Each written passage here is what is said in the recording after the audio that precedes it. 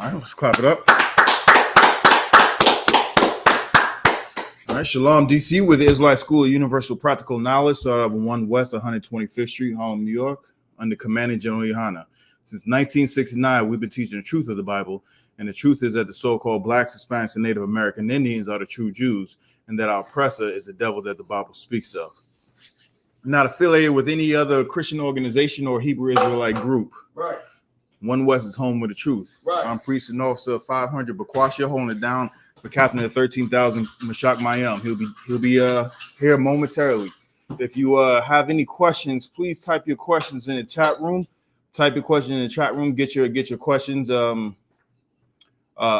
If you could, Slakia, minimize this screen. And there's another screen, the clubhouse. Yeah, minimize the whole joint. Yeah, clubhouse should be in the back. Just hit where it says type in the room. It's in the back. It's not in the back. It's not in the back. Okay, well go down to the bottom. It should be down in the bottom. Move the cursor all the way down to the bottom, and you should see where the clubhouse is. Oh, okay. Just click that. It comes up. Deck. Yeah. Club deck. Yeah. And it should have a space where it says enter title. Where you see where it says title? Yeah. I see Wednesday night scripture breakdown. That's what right here. No, it should be blank where it says enter a title. Where right above where it says start a room. Right above. Topics. I see topics. Don't worry about it. I'll get it later. Don't worry about it. Don't worry about it. If anybody has any questions,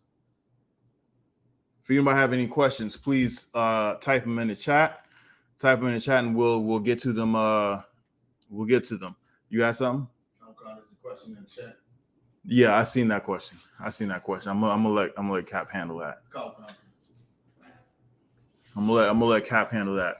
But tonight's topic, and which is basically the topic of what in the world is going on nowadays, is right now we're in the midst of two of the seals. Right now we got plague and we got famine happening right here and right now. If you don't understand exactly how the Most High is warning us to get our stuff together, to get some real act right. I mean, it's not even written on the wall. It's written right in front of your face. How many times have you been through on Facebook or Instagram or something, and some disease face pops up, some disease hand or some disease body pops up?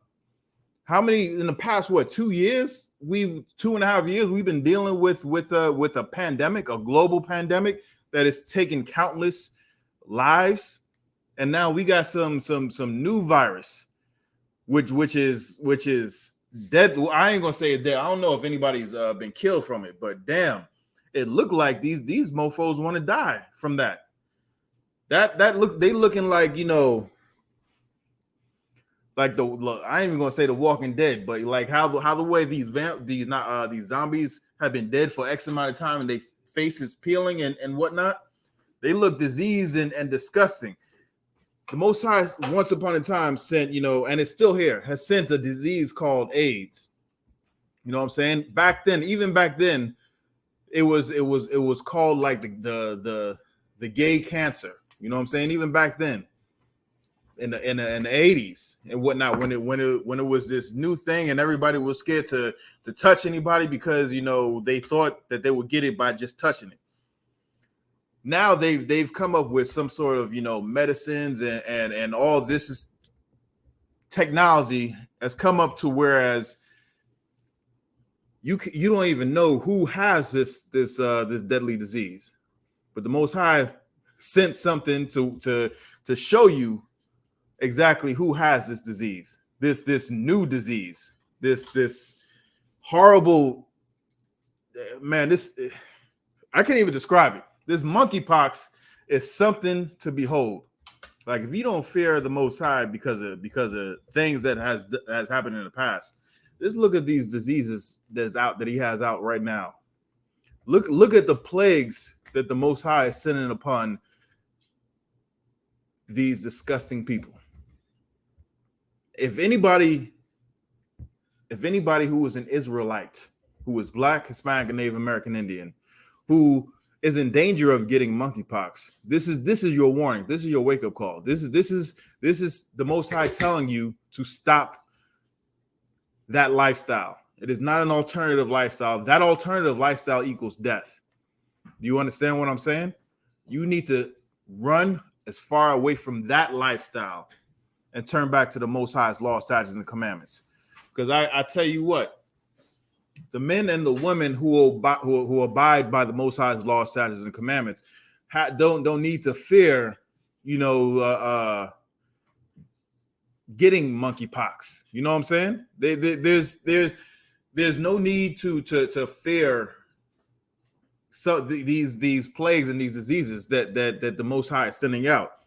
And if you don't know, just like I said, there's two things that you just can't get by.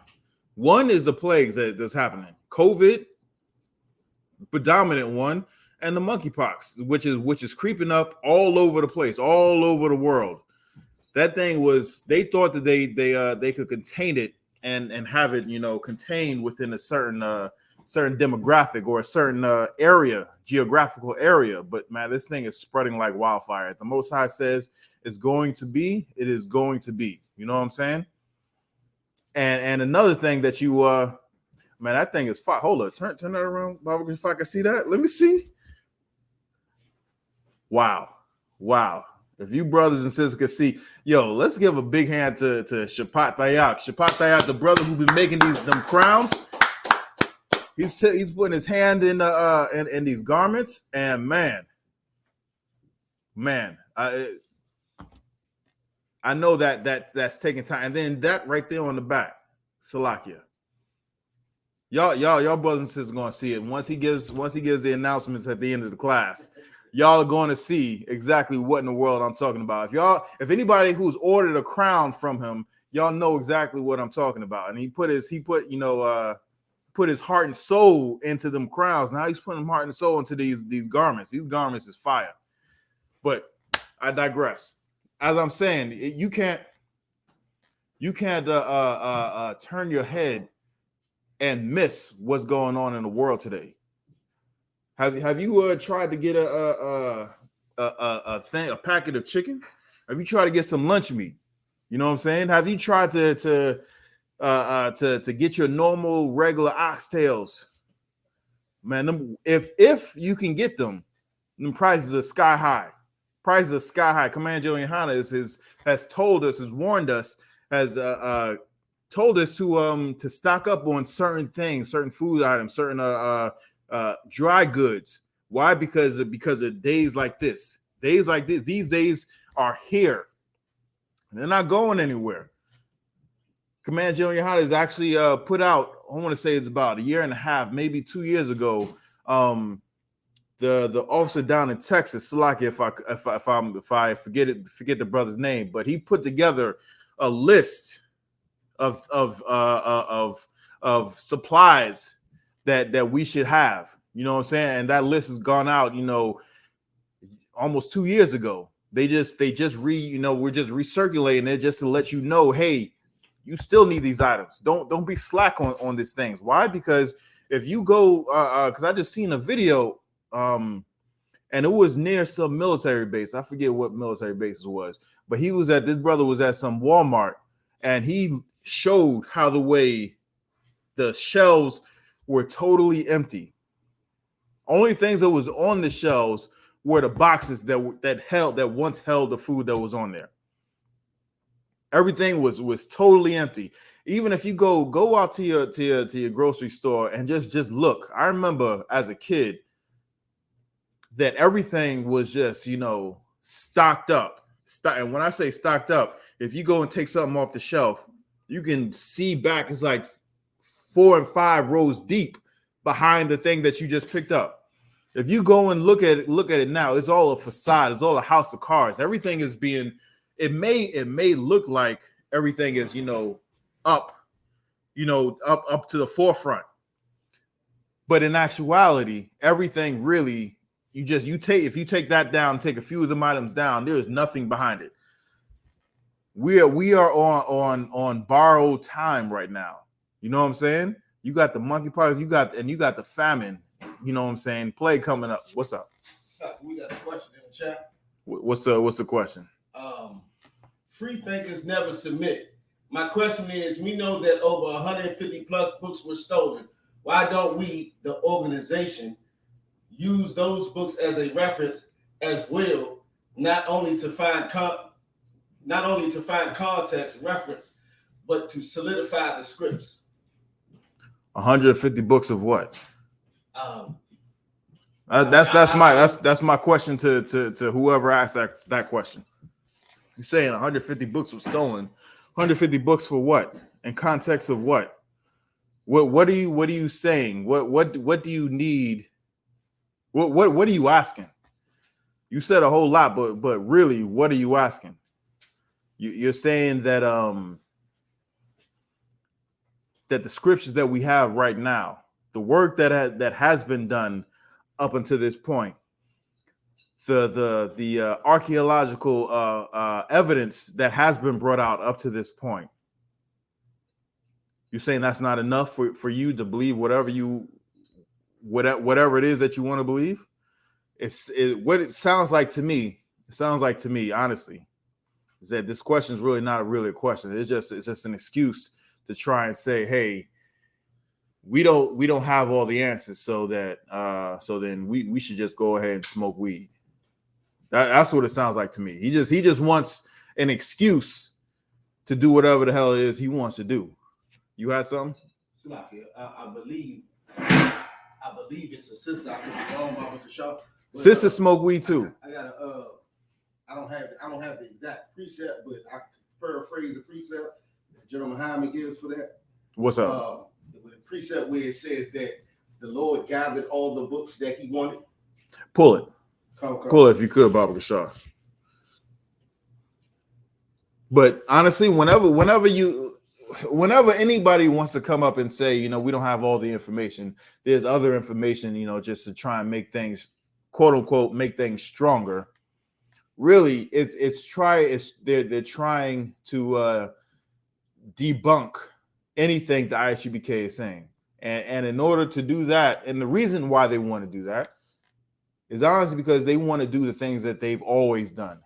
And now they have an excuse. They want us to provide them with an excuse to do the things that they want to do. When if you're in here, we ain't gonna give you no excuse. If you want to do that, go ahead, do that. But there are consequences and repercussions. And if you really want to do that, especially now, you know what's waiting out there for you? You know what's waiting? I was just talking about this. There's famine waiting out there for you right now. There's COVID waiting out there for you right now. There's monkeypox. And there is no way, even in this day and age where there's a lot of people wearing, masks, you ain't escaping the ridicule that comes with that lifestyle, that quote unquote alternative lifestyle.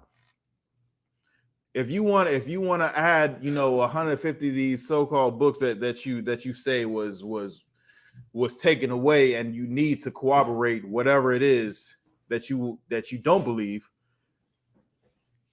do what you want to do. Do what you want to do. That's what I say. That's what was taught to me. We're laying out the facts to you. We've shown you we've given you the archaeological proof. We've given you proof from other books along with the scriptures. If you want to take that and say, hey, this is not the home of the truth, monkeypox is waiting for you. Yom Shvikatah. And with that, I pass the class to Captain Mashak Mayam. Y'all trying to put me in Bible or something? Y'all block the whole thing off. Salaki, sir. You turn it back one way? Nah, it's too hard for now. Okay. I would just leave it as is. Okay. All right. Salakia. No sign crack. 2 water, 2 bakwash. No sweat, sir. Starting us up. Let's wrap it up. Yeah, what's what we looking like? There was a question online is I have two questions. All right. The question that I was just addressing. Which was what? If I could read Yeah, it. please. Concert is there's a question from Free Thinkers Never Submit. My question is, I believe that's I believe that's somebody from UK. Go ahead. Concert. My question is, we know that over 150 books were stolen. Why don't we, the organization, use those books as a reference as well, not only to find context reference, but to solidify the scriptures? Books were stolen. Which books you talking about?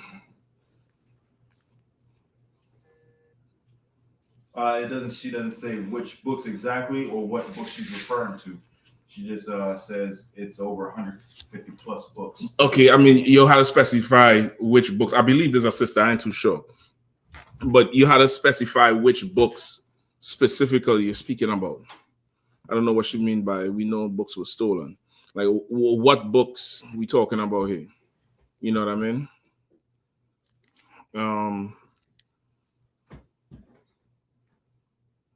And there's another question as well.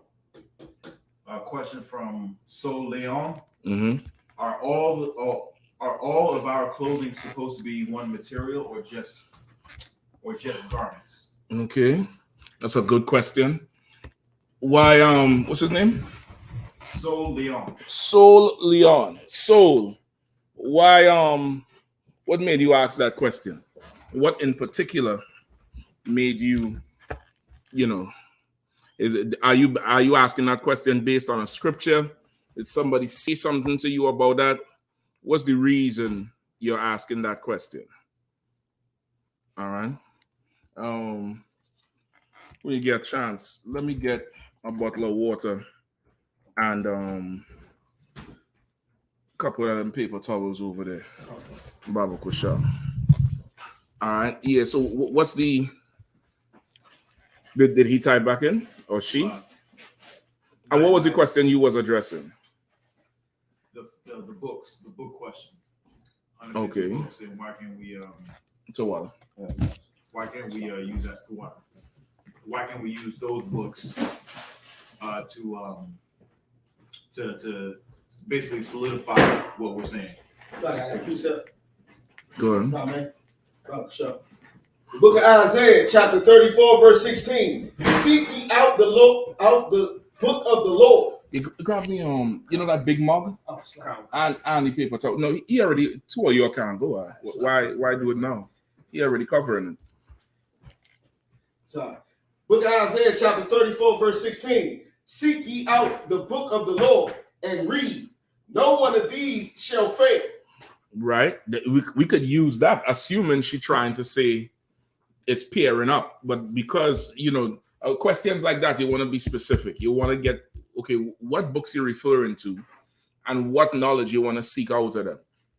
There are books you could refer to. If you want to, go see a doctor, everything he's telling you, so what? Everything he's telling you is from a book. You're referring to his books of study. You're going to build a building.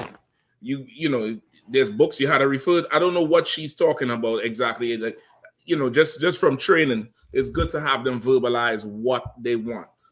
All right, which the books that are stolen, I don't know exactly what she's speaking about. You understand what I'm saying? Anything yet, Bakwash? Last, sir. All right. In the meantime, just put up a picture of Nancy Pelosi. In fact, play a video of the plane landing and China getting busy. You know what I mean? You can't get a wonton soup right now in Beijing because they mad that Miss Pelosi took her behind over there. Like, why is Nancy Pelosi in doing an Asia tour? Like, Nancy Pelosi hasn't done something like this ever at her status. Anybody know who Nancy Pelosi is? All right, break it down for me. When you play the video, make it cover up the whole screen, all right? You ain't got to play the sound. You could just make sure it's not NBC. Them niggas think they own air. They think they own everything. They think they own light.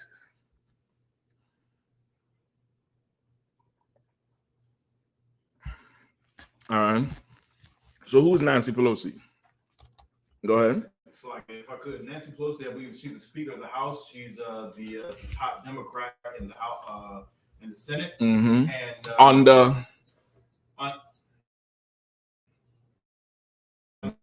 Biden, who is if you want to say they're the top. Well, she's the top one in the Senate, but just Democrats, period. Them two would be 1 and 2, and of course she would be right now. So really, she's third in line to be president should something happen to Biden. Were you able to find anything yet? So I have a little something. You have to play the audio. You could mute the audio or whatever. You know what I mean? Might be able to help you out. Just make it full screen. You don't even need to see me on. I want to make that thing full screen because for some reason there wasn't a whole ton of coverage about this thing here, as far as I could see. You know what I mean? It was a lot of late response. It doesn't seem like people really care about it. I don't think they fully understand. You having a problem with it? Well, it's just make the whole thing big. You don't have that's perfect, solid. That's the word. Yeah. So who's Nancy Pelosi, right? Let's get it. So she's the top, well, the number 3 Democrat in the United States. She's the number 1 Democrat in the. I told you somebody House paused the Senate. motherfucker. So like, I told you it was paused. Anyway, go ahead. She is the Speaker of the House, and she I believe she's not the third in line. She is the third. She is the third in line. She's the third in line. If Joe Biden dropped dead tonight, it would be Kamala Harris first, then Nancy Pelosi. That's what makes this Taiwan trip so different. That and a few other things. There's a few other things. And it's so different because, of course, Kamala Harris, up to last year was black, or 2 years ago, she's black, right? Before that, she's East Indian. But her most recent, what she identified with most recently, you could pull me back if you want, right? Or you can, do a split screen with it. Also, I believe Pagaibo, he requested to come on to do it online virtually tonight. If you want, you could send him the link. You could text him the StreamYard link so he could come on. We keep it up on the screen with me, right? With her coming off the plane. You know how to do it? Right there. Okay, solid. All right, I'm gonna stop watching this right here. You two up. Okay, so she's third in line if something would happen to Biden, right? And that's kind of important, especially now with him testing positive for the COVID. You know what I mean? Listen, big up Commander Yahanna. He in Chicago, he did a speaking where he mentioned that. He was like, y'all not paying attention to the times. Like Biden getting it is, it's supposed to let you know that the Lord could touch you anytime. You're not untouchable. You get the point? And of course, they thought it was out the woods, and then he tests positive again, like he's sick. Now, Biden ain't no spring chicken. He ain't crime bill Joe Biden. You know what I mean? He's, I don't know, what's that place with them Golden Girls from? He is Golden Girls Joe Biden. He's that, he in that league now. So at his age, something like that is, is very, dangerous for his health. No matter how much money he have or influence or whatever, something like that is very dangerous for him. You get the point? So, and of course, Pelosi being with the amount of power she has, like that woman is an extremely powerful woman. She's extremely powerful in America. She's this powerful where, when she announced the Asia tour, Biden wasn't with it. Right? The Biden administration tried to talk her out of it. She said, you know what? Who are the keys for Air Force One? Let's, give me 2 fighters and Air Force One. I'm going. And she went, and they've kind of pushed the Biden administration into support for her. Go ahead. It's like, if I could, she's always been like that. Even with Trump, with that support, that insolence, clapping. She is what America would want a woman president to be. You understand? Like the closest thing to her who was running was Hillary.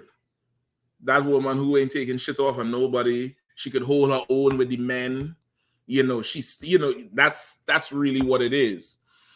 So now this year with Nancy Pelosi is like a flex. That's really what it is. So we're going to get into it a little bit more, and some history with China and Taiwan, and you know what's going on with them. So did anybody come back with the to clear up any one of the questions? Last, sir. Okay.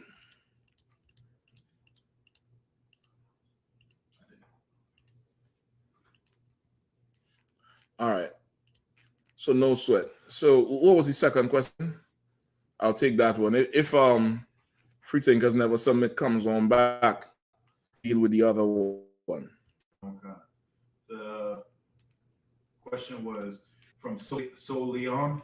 Are all of our clothing supposed to be one material or just the garments? Okay, no sweat. And you said that person never cleared up, you know, where they get it from or anything, right?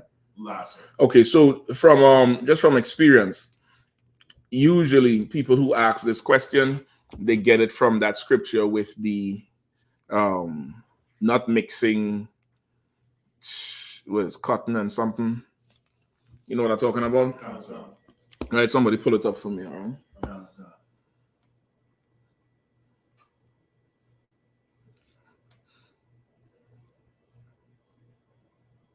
Is anybody using that black extension? No? You could just grab it from me.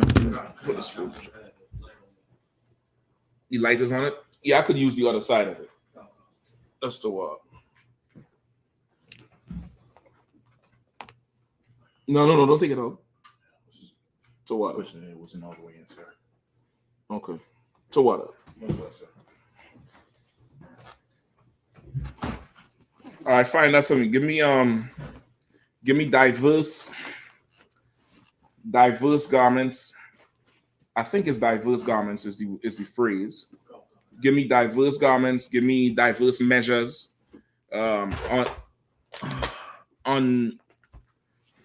Unjust measures or unjust balances in Psalms or Proverbs. You have diverse measures? I got diverse garments. All right. Give me that one first. The book of Deuteronomy, chapter 22, verse 11. Uh-huh. Thou shalt not wear a garment of diverse sorts, as of woolen and linen together. Right, as of woolen. Usually, people who ask this question, this is why from this scripture, right? Read it one more time.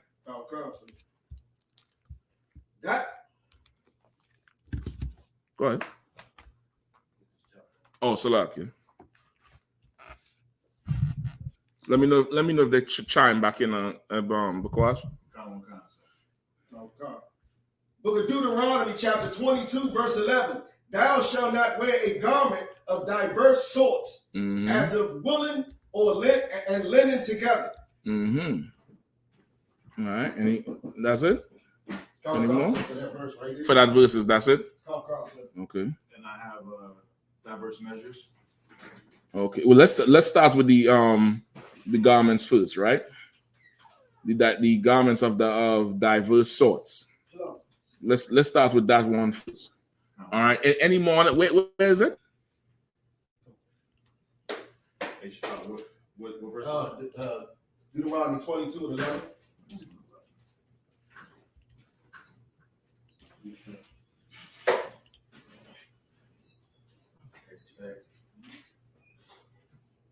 When you're done, go ahead and try. Deuteronomy 22 and 11. Thou shalt not wear a garment of diverse sorts, as of woolen and linen together. Okay. Any more? It says, thou shalt, verse 12, thou shalt make thee fringes upon the four corners of thy vesture, wherewith thou coverest thyself. Okay, so this is for sure garment scripture. It letting you know you got. Let me know if there's a feedback too. All right. If anybody gets a feedback, just let me know. It might give something. I'm not sure. Shalom, sis. How you doing? Yashimata Bashim Yashai. How y'all doing? Yashimata Bashim Yashai. Y'all all right? Okay. Any is there any feedback or is it too wild? No one is saying anything about that, sir. Okay, no sweat. Okay, this is just in case, all right? Okay, so let's get that one with the diverse garments. All right. So now somebody who's reading this, wait, say it again. Go ahead. Someone's saying they can't hear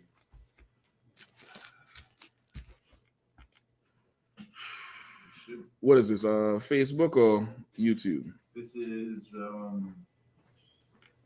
YouTube, sir. Check your phone and see if it's a problem. I don't want to jam it up. Come.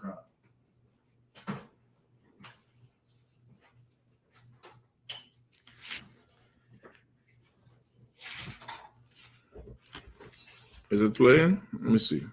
I can hear you. I just heard you move. Okay. So it's not our stream. Okay, let the brother or the sister, whoever it is, Korah, just refresh your page and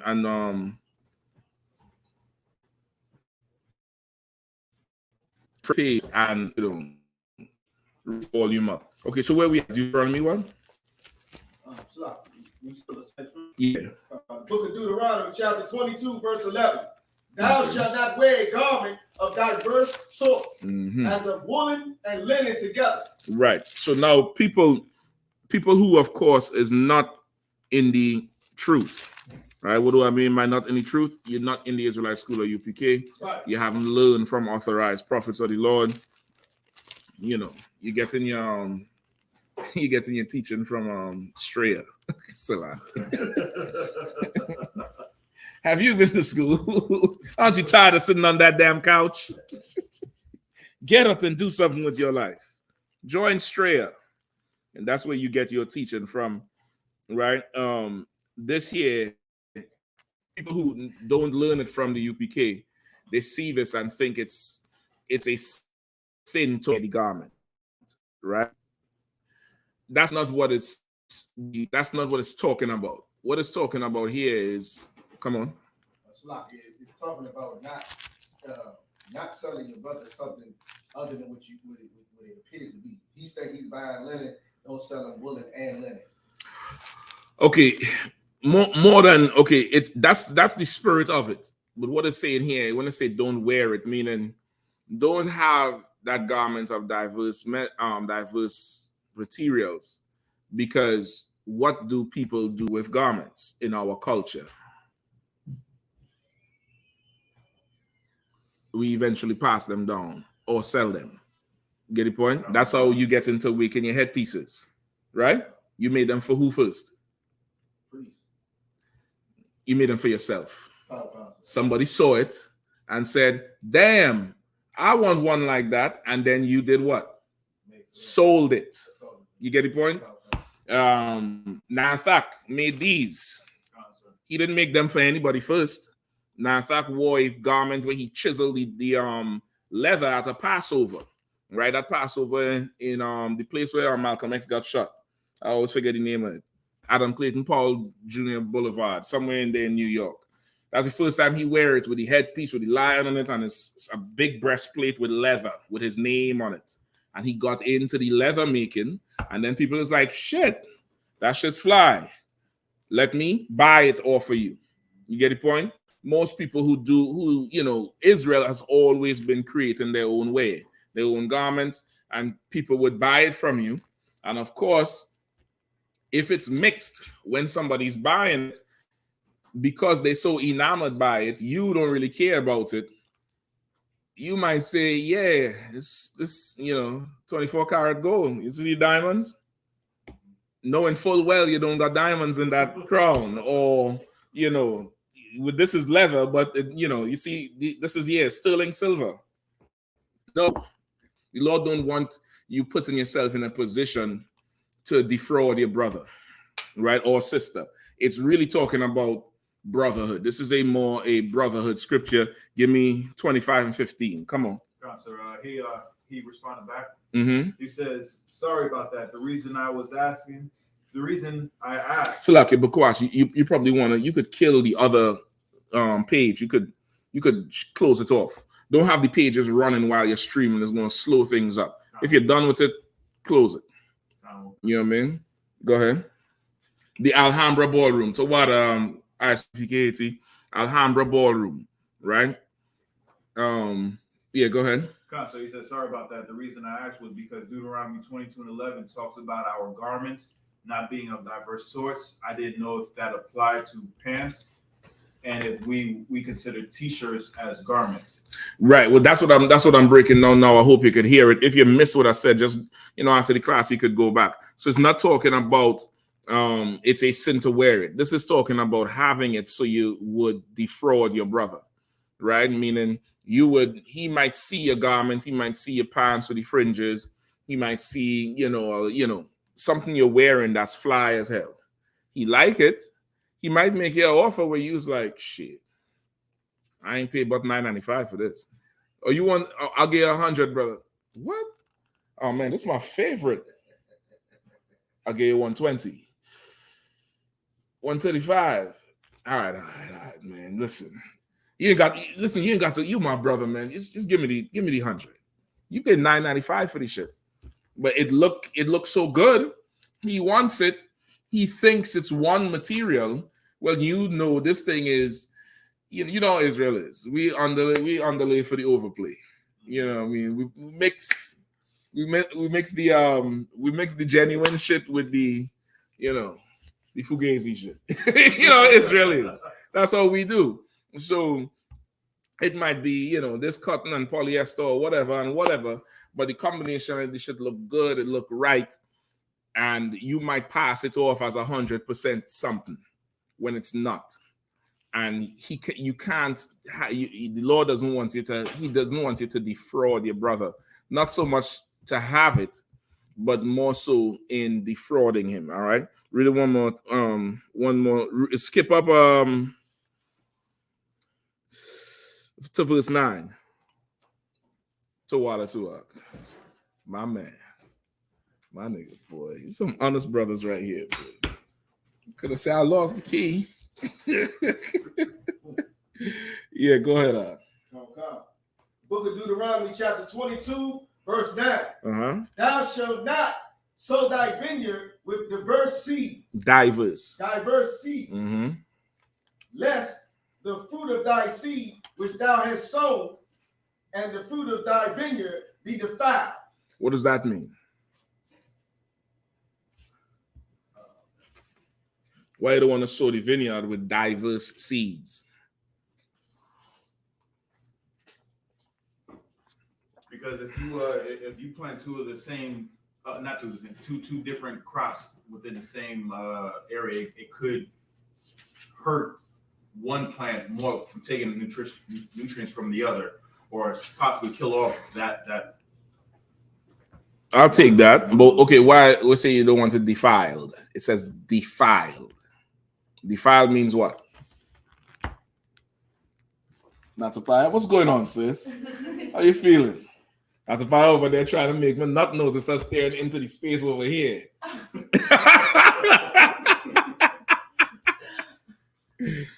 All right. What does defile means? Go ahead. Like ruin? Yep. So, okay, yes, but no. That not enough. You could probably look it up. You might get it, full meaning.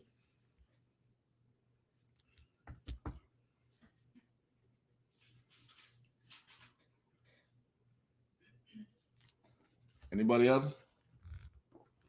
Tomorrow? It's chapter 22, verse 22, and we're at verse 9 right now, but the first scripture was in verse 11, but we skipped up 2 verses to verse 9. What's the question? What does the word defile mean? Please. I have the word defile: to make unclean or impure, such as to corrupt the purity or perfection. That's what you want. To make unclean or what? Impure. Impure. To corrupt the purity or perfection. The purity or the perfection of something. So now if you sow in your vineyard with two diverse seeds, what could happen that would make it impure or to corrupt the purity or to, what is it again? Salakia. The first one. Unclean or impure. To make it impure or to corrupt the purity of something, or the what? Or to corrupt the purity or perfection. Or the perfection. What could make it imperfect? They don't grow like they're supposed to. Why? I mean, they're too close to each other. They're too close. That's one thing. What else? Oh, they two different. Is the one of them may grow better in this soil where the other one won't. One may overshadow the other. And That's true. Okay, what could happen is you could get a whole totally new vine. It's called not cross-pollination. Like grafting. You ever heard about grafting? Right? Where you take one fruit, a tree, or the stalk of some fruit or something, and you cut a slit into it. Then you take a shoot from another seed, whether it's the branch or even a little seed that just germinated. Some people do it like that. And you cut in a slit into the stem of it. So now it's like, imagine you peeling off something like this. Not totally off, right? You splitting it open. So it's like there's a pocket you created in the stem. You put some soil in there, and you put the seed or the stalk or the new shoot in there, and you tape it up. What happens is, let's say it's give me a fruit. Let's say it's an apple and an orange. I don't think you could do it, but come on. They got like apple pears. Yeah, like that. Just imagine something like that, where you have an apple and a pear. You graft it. I'm not sure if you could do it with those things, but you graft it. What happens is the one you put in, let's say it's the pear you're putting into that apple main stalk. The tree that growing out of that, the fruit that comes from that is going to be a mixture of the pear and the apple. You're not going to get full apples. That seed might be a little cheaper than the apple seed. So some bright farmer might say, you know what? They're coming out red anyway. Them niggas ain't gonna know this is apples. Oh, this tastes different. What's this? Oh man, the soil here. And he sell you some cherry apple, some bullshit. You get the point? You know what brothers understand it with? Pit bulls. Right. Brothers understand that shit with a pit bull. Yeah, that's a blue nose. Nah, brother, that ain't no blue nose. Yeah, I'm telling you, that's a ridgeback, blue nose, humpback, something, something, something. Nah, brother, that's not that. Brothers could understand that part. So it's that. It's the same, like you go to buy that dog, you paying what, $2,000 for a puppy or whatever they're charging now. Brother trying to sell you something cross with, I don't know, a golden retriever. You're not going to buy it because that's not, ridgeback blue nose. You get the point? It's not that. You don't want it. So it's that thing there where he's saying, don't sow the seed with diverse, don't sow your vineyard with diverse seeds. Give me the next verse. Okay.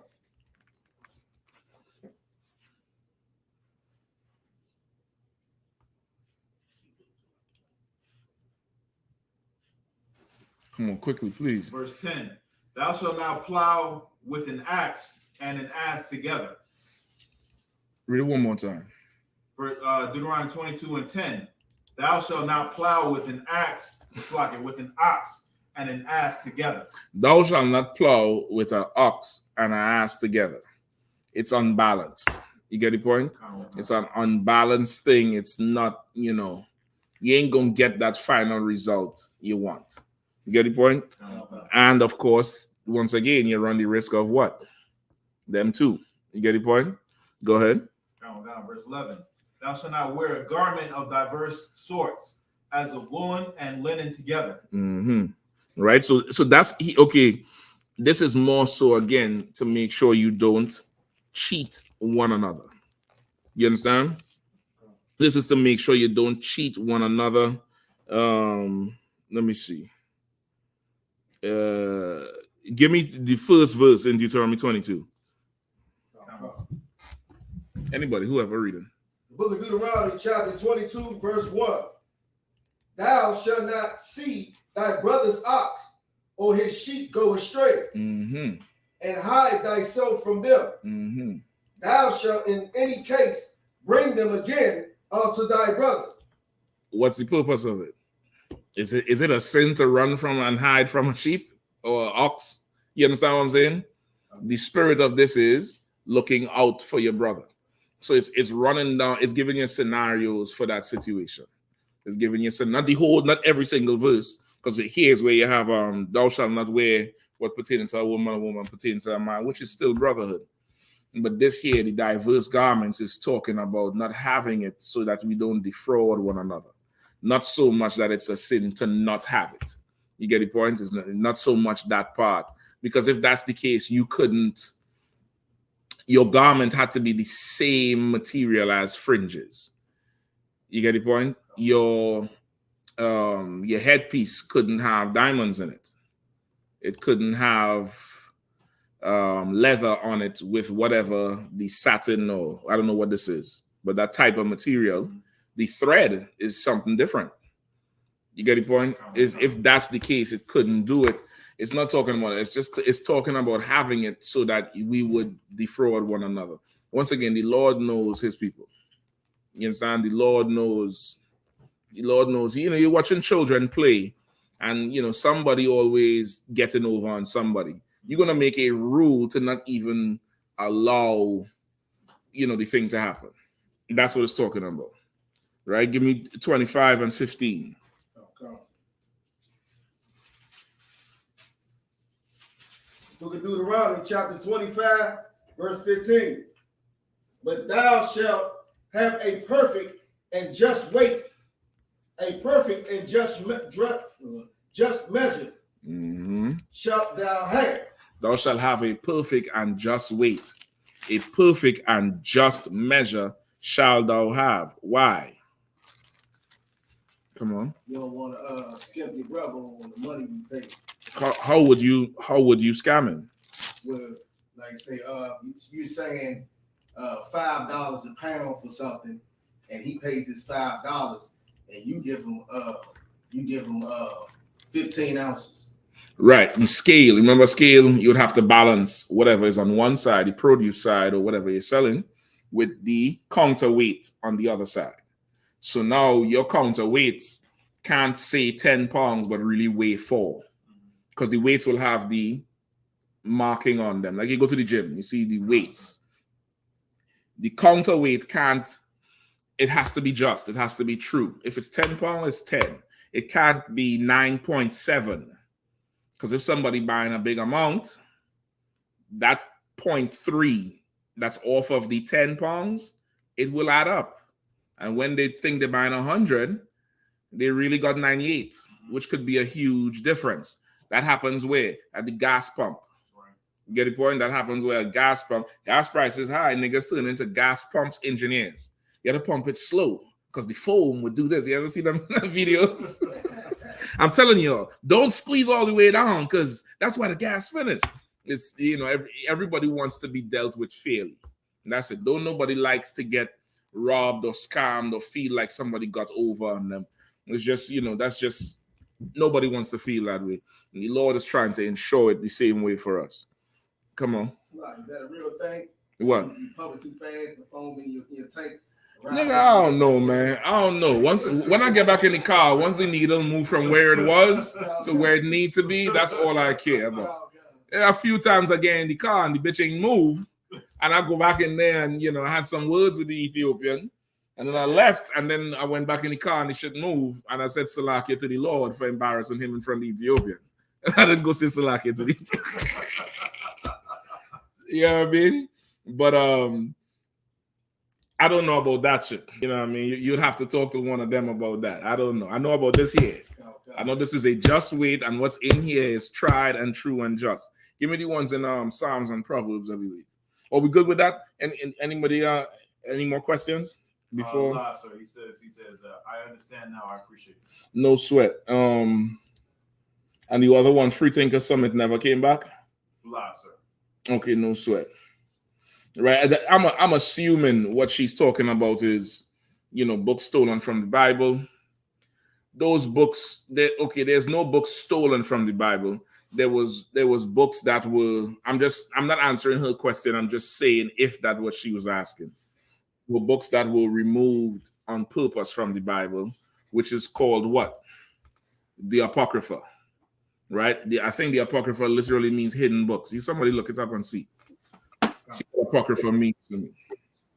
Right?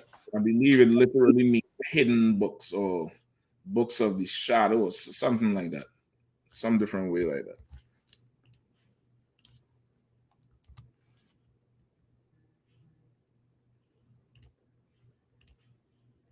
Right? No sweat, Musa and Craig. Yahanna, brother. Shalom, y'all about Shem Yahushua Barakatah.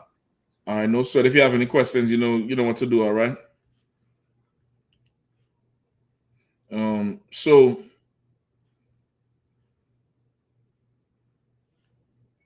anything yet?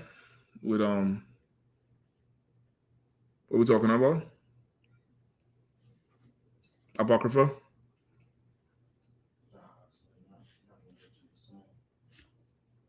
No sweat.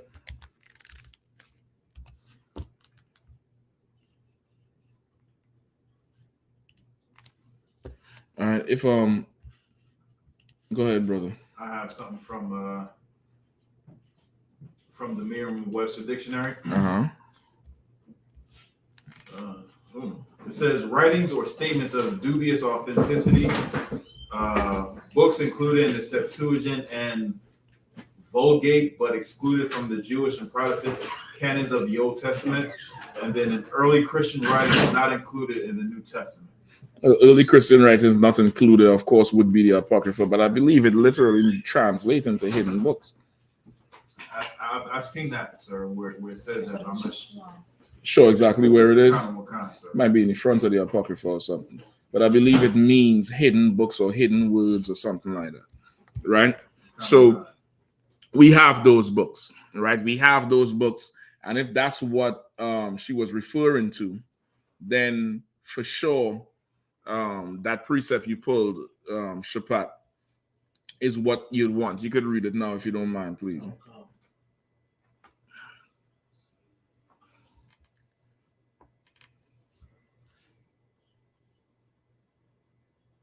Bukwash, in the meantime, go ahead. She says, I'm here specifically the book of Jasper, which references the book of Job. Which is referenced in the book of Job.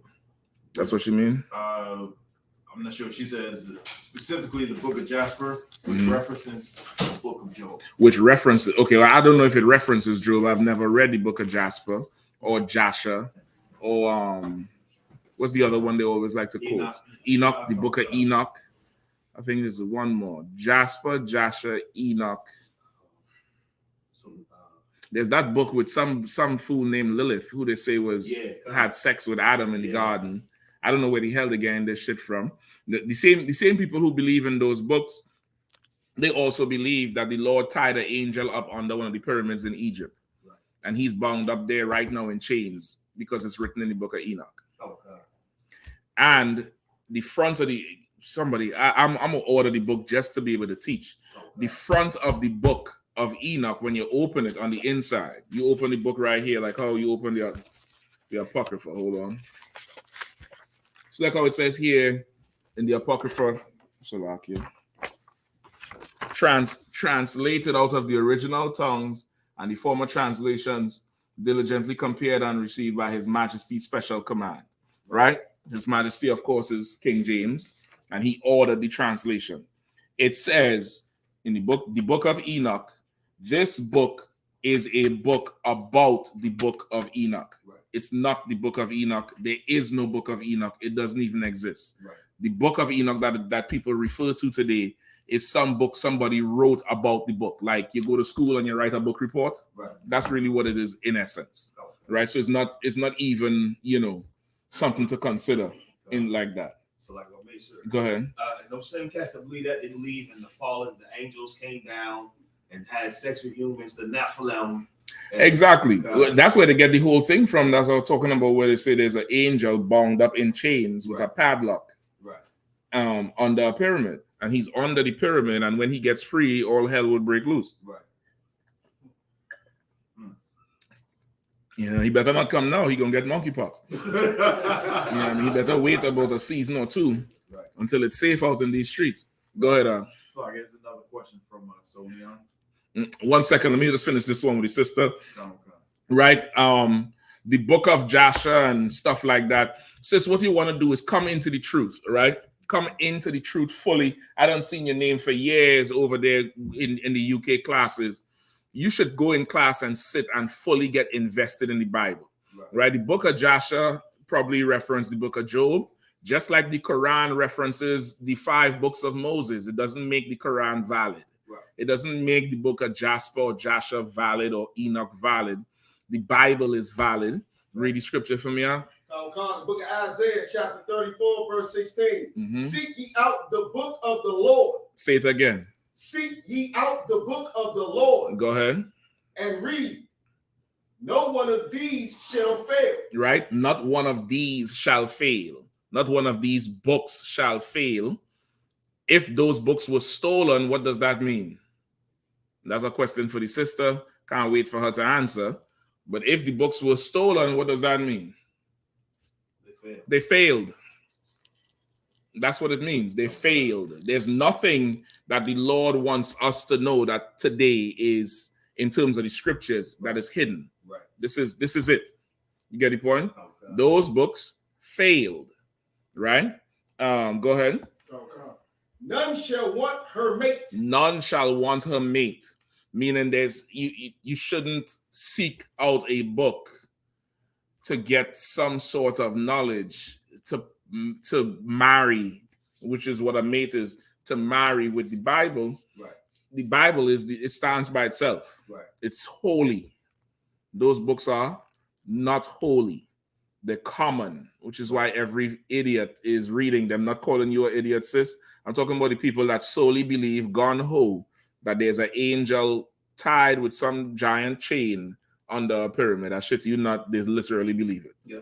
Okay. They literally believe that that's what it is because they read it in the book of whatever, Enoch or whatever it is. Right? It's like if I make it real Please. fast. My cousin, he in a fake Israelite group, some wilderness Israelite group. And I remember he told me he put on his Snapchat trying, thinking he being all deep and everything. And they read some book called the Knowledge of Solomon, and it's talking about how King Solomon used the ring with the shield of David on it. They call it the Star of Molech. And he summoned demons to build the temple. And I'm like, brother, does this not sound like this is not real? And he's like, no, see, because he started breaking down. I was like, brother, y'all gotta just quit that nonsense y'all went into. It's hilarious, but it's sad. It's like we believe everything that feels like a conspiracy. Like we love conspiracy. I want the ring. If that ring make, I think that might be true because what? He had the power from the Lord. That's the Lord's seal. God. And the Gentiles brought the forces to him. Right. What you want? Yeah, I mean, listen, I once again, if they want to believe shit like that, they for sure can. They could go ahead and believe some nonsense like that. Right. But if you want to see, if you're seeking the Lord, first off, you would seek it from a prophet of the Lord. Okay. That's what you would do. You would seek it from a prophet of the Lord. And, that's that. Right. If you're going after it. Any more in scripture? Oh, God, sir. Please, For my mouth it hath commanded, and his spirit it hath gathered them. Right? For my mouth it has commanded, and his spirit it had gathered them. You understand? The Lord commanded this by his mouth, and his spirit gathered these books. These books are a collection, right? Biblios means what? A collection of books. It's a holy biblios, so it's a collection of separate books, not books some thief has. Right. All right. So I hope that answers your question, sis. What else you got for me, Bukwash?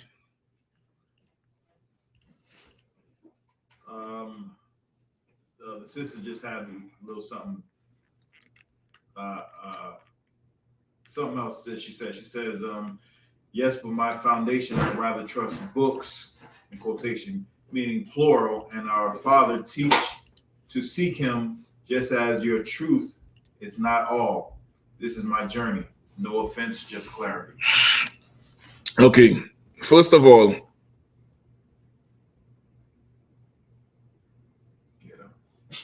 Can I do with the precepts, sir? read that part. Just read it once more so I can be sure of what I want to say, Salakia. Yes, but my foundation, I'd rather trust books, meaning plural, and our Father teach to seek him just as your truth is not all. This is my journey. No Okay. offense, just clarity. Okay, first off, fuck you. Right? This truth is all. Right. I'm not tolerating it. Right. As Salakia, I apologize for not even being sorry about it. The truth is all. It is all. And this is books, dummy. Right. This whole thing is books. What do you think Genesis is? Right. Deuteronomy, Exodus, Leviticus, Numbers. I just named 5 books, plural, dummy. It is books. What do you mean that this, just like your truth is not all? Where in the book of Joshua is the prophecy of monkeypox and COVID-19 and plagues not written in the book of the Lord? Where the hell is that? Where the hell is the prophecy of Ezekiel 38 and Russia turning back in the book of Enoch? Where is that? Right. I'm not tolerating it. You know what I mean? You could utter that bullshit to somebody else. You know, don't bring it to me. I'm not going to sit here and hear your truth is not all. Fuck you. Get the fuck out of here. Dumbass. Can I pull this precept? No, shit. You ain't wasting no time on her ass. Fuck that shit, man. God damn. Go waste your damn, UK, Europe internet on somewhere else. On books. Go buy ebooks and Amazon books and all that bullshit. I'm not tolerating it. First of all, your truth is not all. You think because you say it polite, I ain't gonna be offended? Right. You think because you said please and thank you, I ain't gonna be fucking offended? Your problem is you don't want to be under the authority of no goddamn man. That's what your problem is. You want to be free to search books. Give me the making of many books, Salakia, because you was right. Go ahead, pull it precept. Salakia.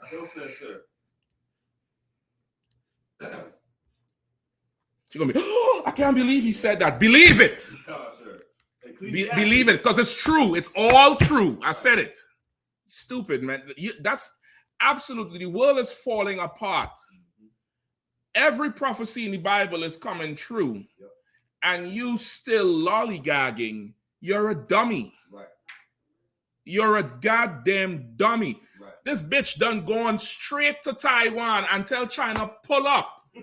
And you telling me about your truth is not all? Right. Listen, man, have a nice day. Go ahead, do what the hell you want to do. I don't give a damn. I don't even know why you're in the class. Right. Wait, you coming for parts? You coming for some? What the fuck is you even here for? You simple. Your truth is not all. You should have kept that comment to yourself. I'd have been more respectful. Should have kept that goddamn comment to yourself. For you, your truth is not all. Bitch, fuck you. Shit. Read the scripture. Fuck out of here. Ecclesiastes chapter 12, verse 12. Dumbass saying hung up under the queen ass in UK and you talking about which truth is all and books and books and books and keep reading, bitch. Right. Salakia.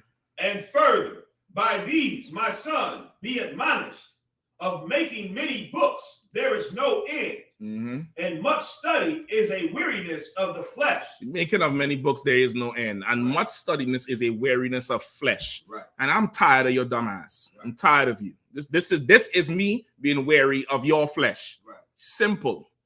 You're simple. Right. You sure you read that right? I want to apologize. You sure your truth is not all?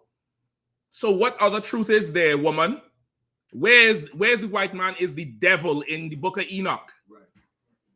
Who the hell is Joshua? You simple and stupid, man. You simple and stupid. That's my fault. I credited you too quickly. I gave you too much credit. I thought you were smart without proving yourself, but you're simple. Right. You got no time for the simplicity. Not tonight. Salakia. You see her drinking water, right? There's nothing here to cool it off, and your truth is not all. Right. The fact that you say your truth Right. is so stupid. Oh, okay. It's such a, your truth is not all. Get out. Go ahead, please. Somebody else? Say that like it's multiple truths.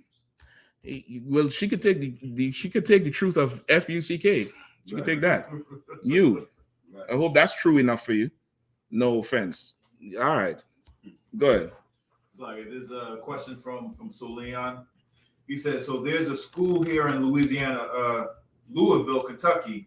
I want to start attending class here, but I heard Captain Katazai say he had to cut his dreads.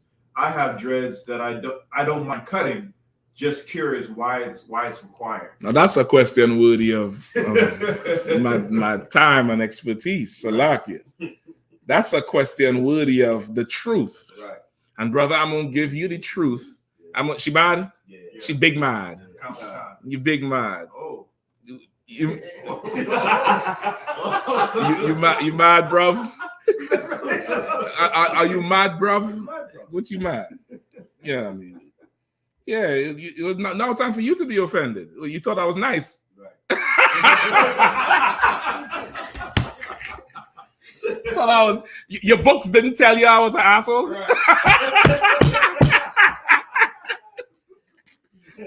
Whatever. I don't care. Oh, you want to read it? No. Oh, okay. Yes, sir.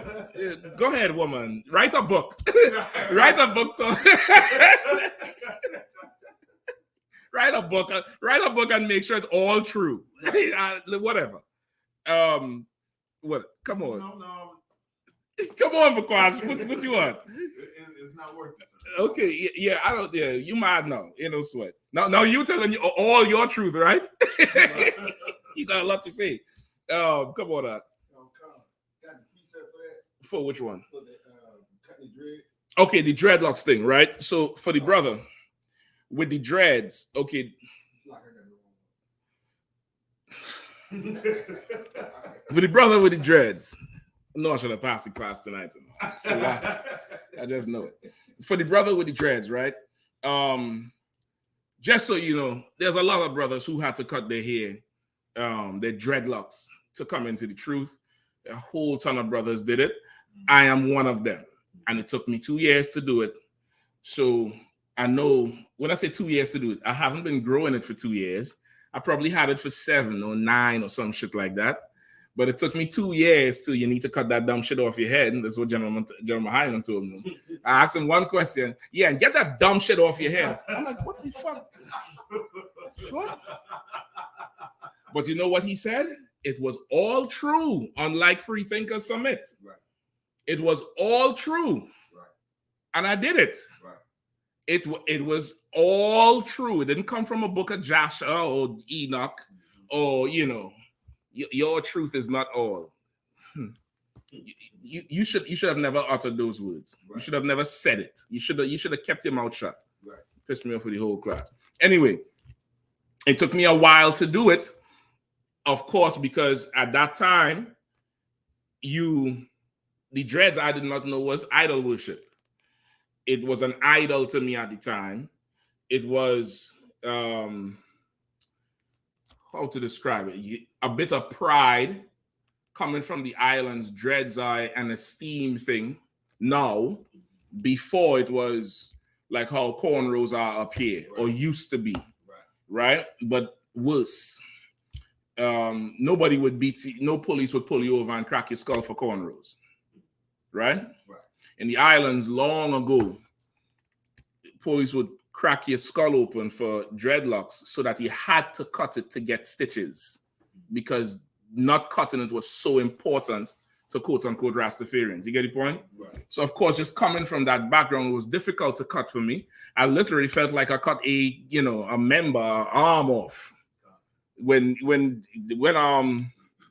John Mayak told me in Capitol Heights, 2006, Mashaki going, I wasn't Mashak then. You're gonna have to cut them dreadlocks. I damn near collapsed in the school. He'll tell you. I like fell over in the chair onto the wall. Like, what is he talking about?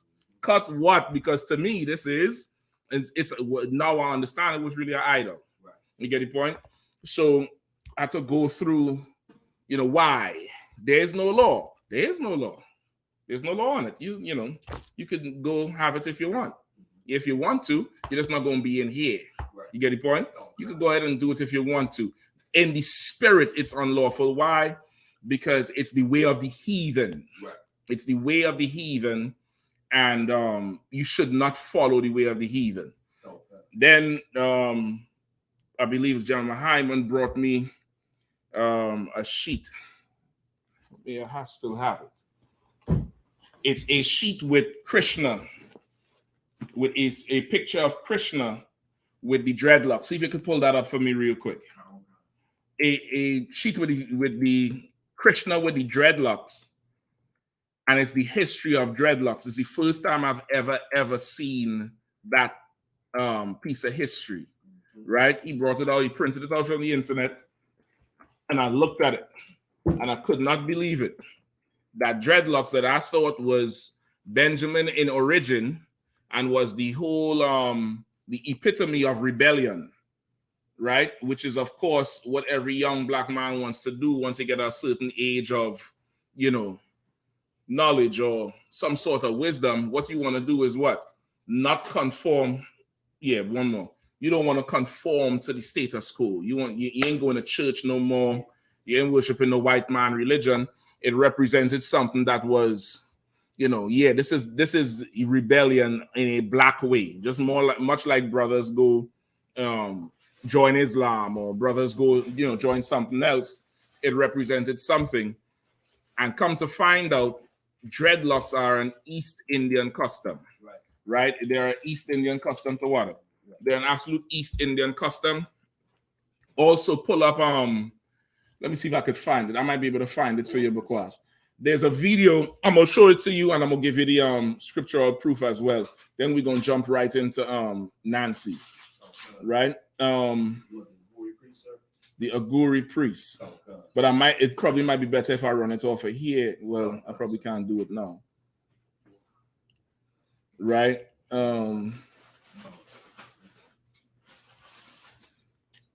See if you're able to find it with the Aguri priests, right? The Aguri priests are a section of pundits from India who they devote themselves to serving which god? One of them East Indian gods, I think is a woman, right? They grow their hair very long. They believe the dreadlocks are like an antenna to God. It makes them closer to the Lord.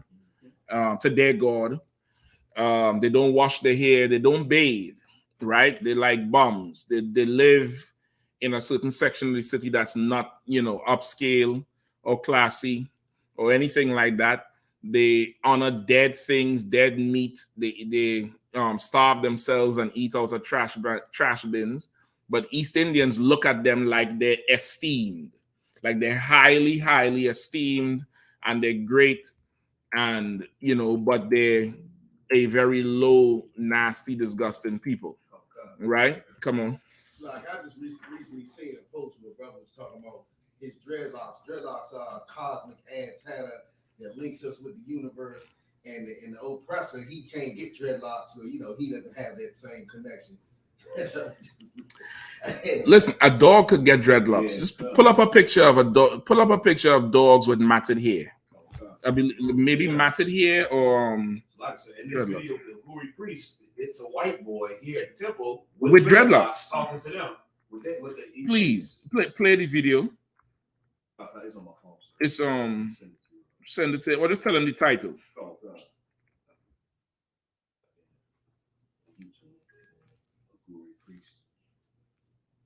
And then you could also look up dogs with matted hair.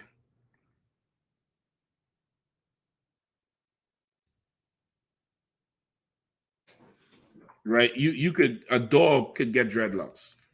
Right. So it's, you know, dreadlocks is not a black thing. Right. It's actually a very hedonistic thing. Look at this dog here. This dog here look just like, you know.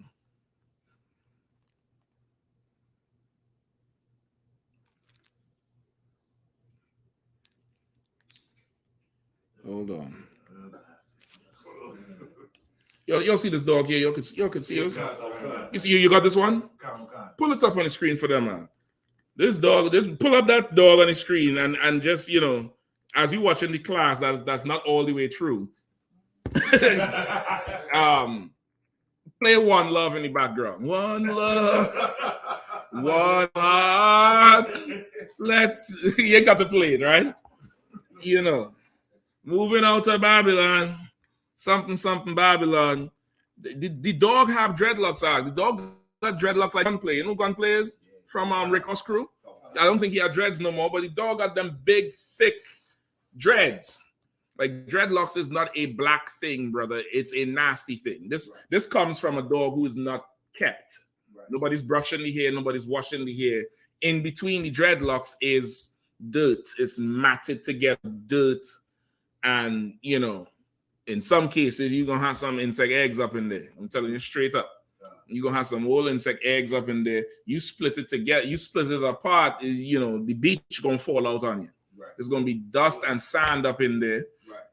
You could pull up videos of people washing their hair in vinegar and different chemicals, and the basin is black over, you know, 2-3 times over because the hair is really dead hair that's just dry all over the place, just going all over the place. There's nothing holy about dreadlocks. Right. Absolutely nothing holy about dreadlocks.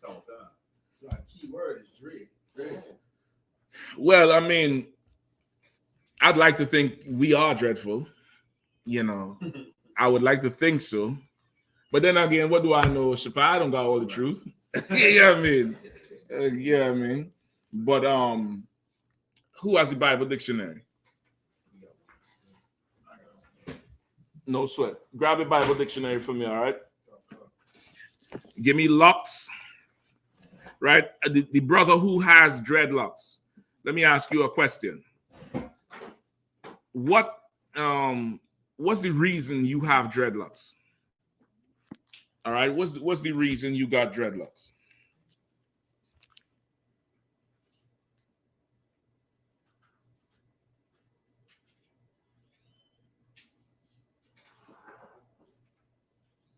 It's like about me, sir. Mm-hmm. In that picture of that dog with dreadlocks, if you were to show your dog having dreadlocks like that, most people would agree you are a terrible owner. You neglecting the dog. Neglecting dogs, what his hair to get like that. Mm-hmm. But now, when it comes to humans, this is a dog, and you can understand even for a dog that's disgusting and that's neglect.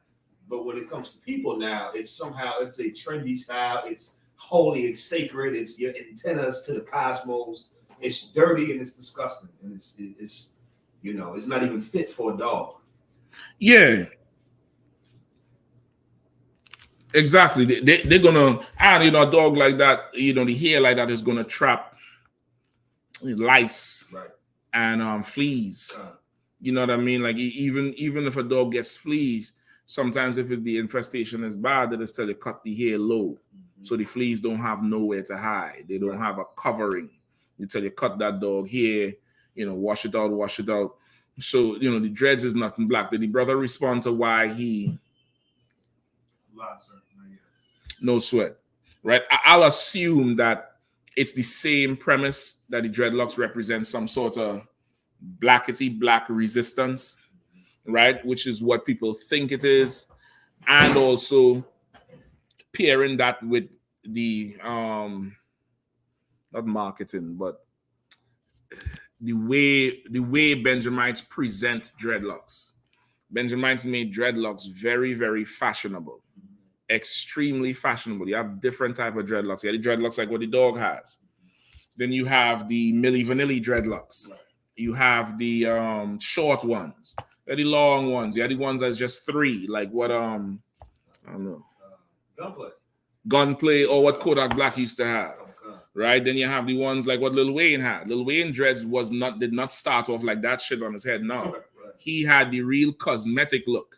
You get the point? Then over time, he got the hippie white boy look, which is that thing there. You get the point? What's up? He responded. He says, I started growing them because I knew I'd like how it would look. But now I feel like if I cut them, it'll relieve me of a demon. You listen, let me tell you the demon it would relieve you of. Boy, y'all gonna laugh at me. Brother, when I cut my hair, I couldn't wear the clothes I had no more. Because it's the whole thing is an image. I had the big Tams, the big old, 2-3 gallon Tams. I had to get them shits away. I had certain shirts, certain, the militant shirts with the shit, the Lion of Judah, with, you know what I mean? Certain shit I just couldn't wear no more because the image was, it's part of you. You think it's not part of you, but that bitch is a goddamn demon. It's a demon. And not only that, it's very feminine. Because the dreadlocks that is today, not the ones from the 80s, which is what looks like the dog. Right. The ones for today, you're going to a salon for the shit. You're going to sit down and have somebody shampoo it and twist that bitch. And you're going to sit down under the dryer, nigga, with a ton of silver clips in your hair. And sit down there and well, you can't stand you under a dryer with is my hair done? And reading a magazine under the dryer, it's very feminine. It's very, very feminine. Come on. It's like, if I could, our Waja once said this, and now once he said it, I can't unsee it. Like, whenever you see someone with dreads, with lock, whatever, it's always in a feminine hairstyle, like some type of vibe. Well, that's here. Right. When I first came to DC, that's what I noticed. I was like, and that's what made me wear the Tam. I used to rock the Tam in summer because I'm like, I really ain't trying to be identified with these dudes. Bro, now, if I used to give me hell, but now, if I used to do the shit here, so it used to be like, Mashak. I had long dreads. My dreads was long as shit. It wasn't, it wasn't the short shit. My shit was long, like really fucking long. So it is a demon, brother. It's an idol. Don't think of it like it's a special demon. It's an idol, just like a woman would weave. A woman would weave. If she stopped wearing weave, there's certain things she's not wearing. Right. You get the point? Yeah. If she don't have that weave on, you best believe it's a fly-ass hat or a big scarf and big old shades that cover up the whole face or something, because it's a look, it's an image. The whole wardrobe was built behind it. You get the point? Not to mention the power it have with women in the world. You get the point? The power dreads have with women in the world are goddamn.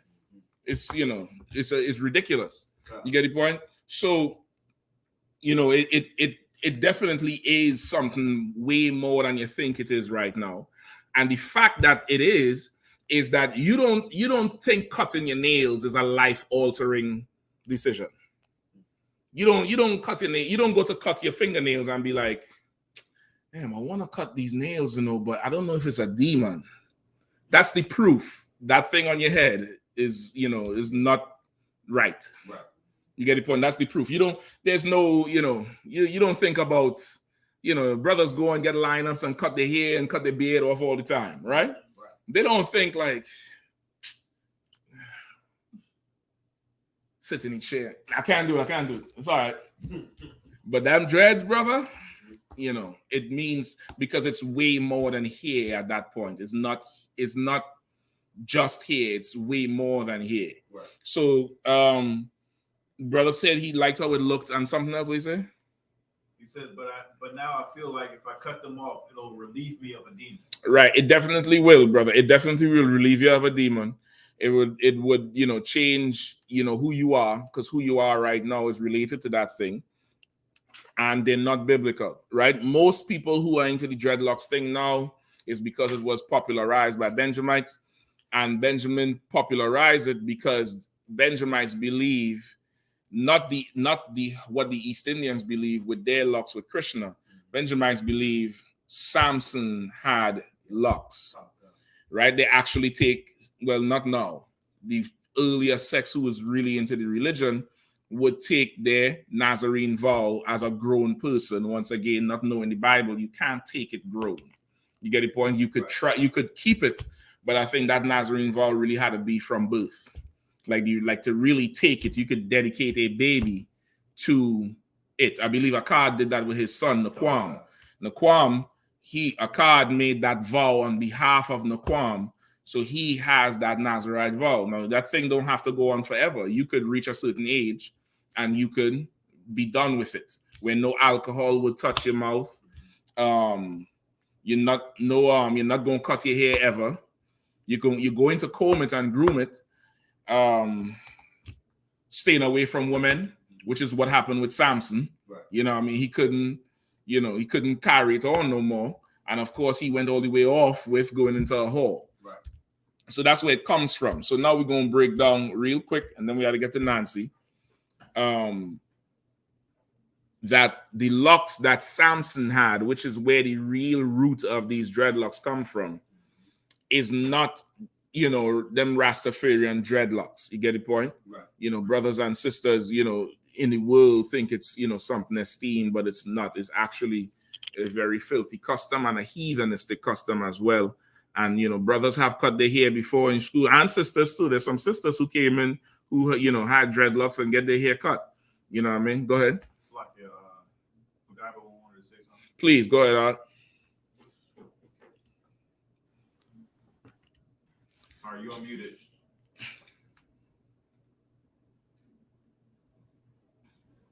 Me growing up, I heard a little something. Salak Yadawan. Go ahead, me Pagad growing War. up, I heard a little something from a Benjamite brother that, back then I didn't know was a Benjamite. Sir.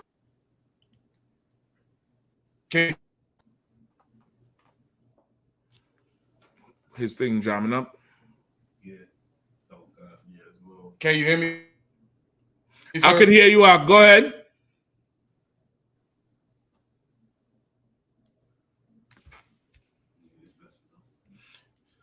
Pagad War, drop out and come back in.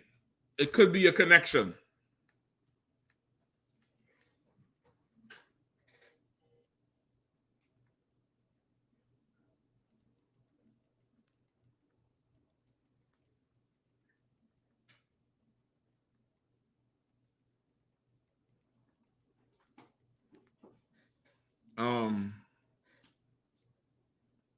So now we're gonna break down locks, all right?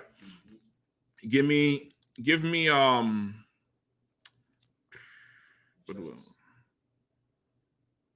what do I want in Judges? 16 and 13, sir. Okay. 7. I'll take that. Give me that first. Oh God, sir. Judges chapter 16, verse 13. And Delilah said unto Samson, hitherto thou hast mocked me and told me lies. Tell me wherewith thou mightest be bound. And he said unto her, if thou weavest the 7 locks of my head with the web. And she I think I want something before that and all. I think I want something before that. Oh boy.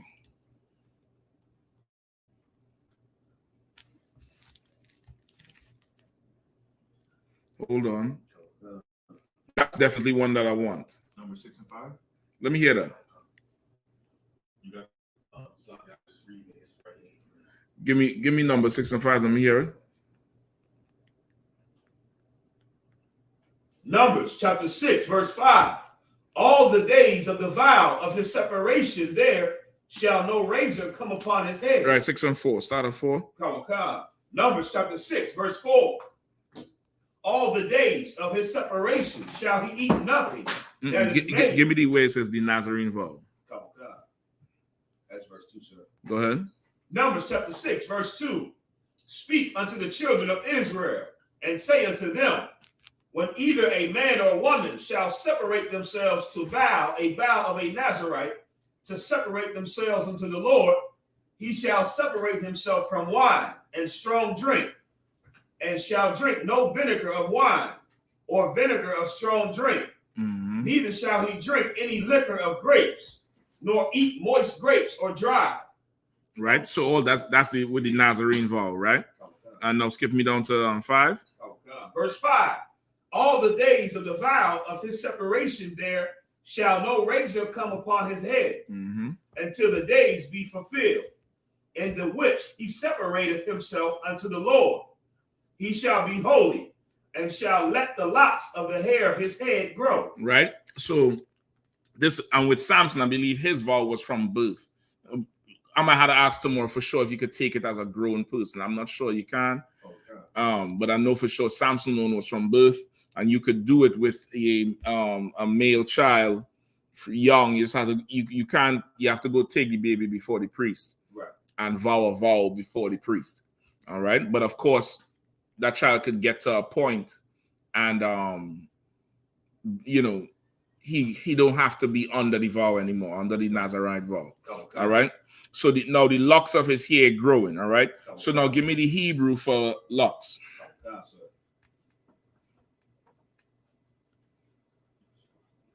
Right.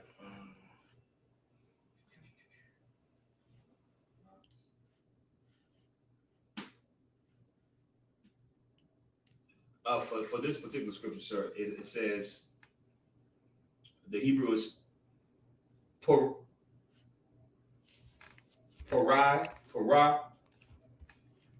It says hair, long hair of it's like long hair of head, locks.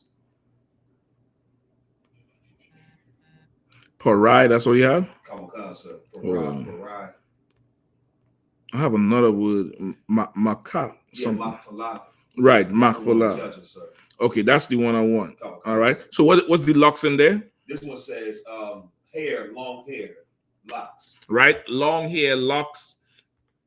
Any clump of hair is called a lock, like Goldilocks.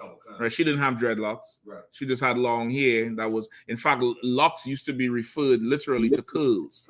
Them curls was locks. Even the Jewish man, them things he wear, they call those things locks, because that's what it really is. Any cluster of hair is called a lock.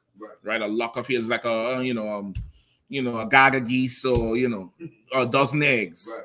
That's what he would call it. Right. So now give me Judges 16 and 13. Judges chapter 16, verse 13.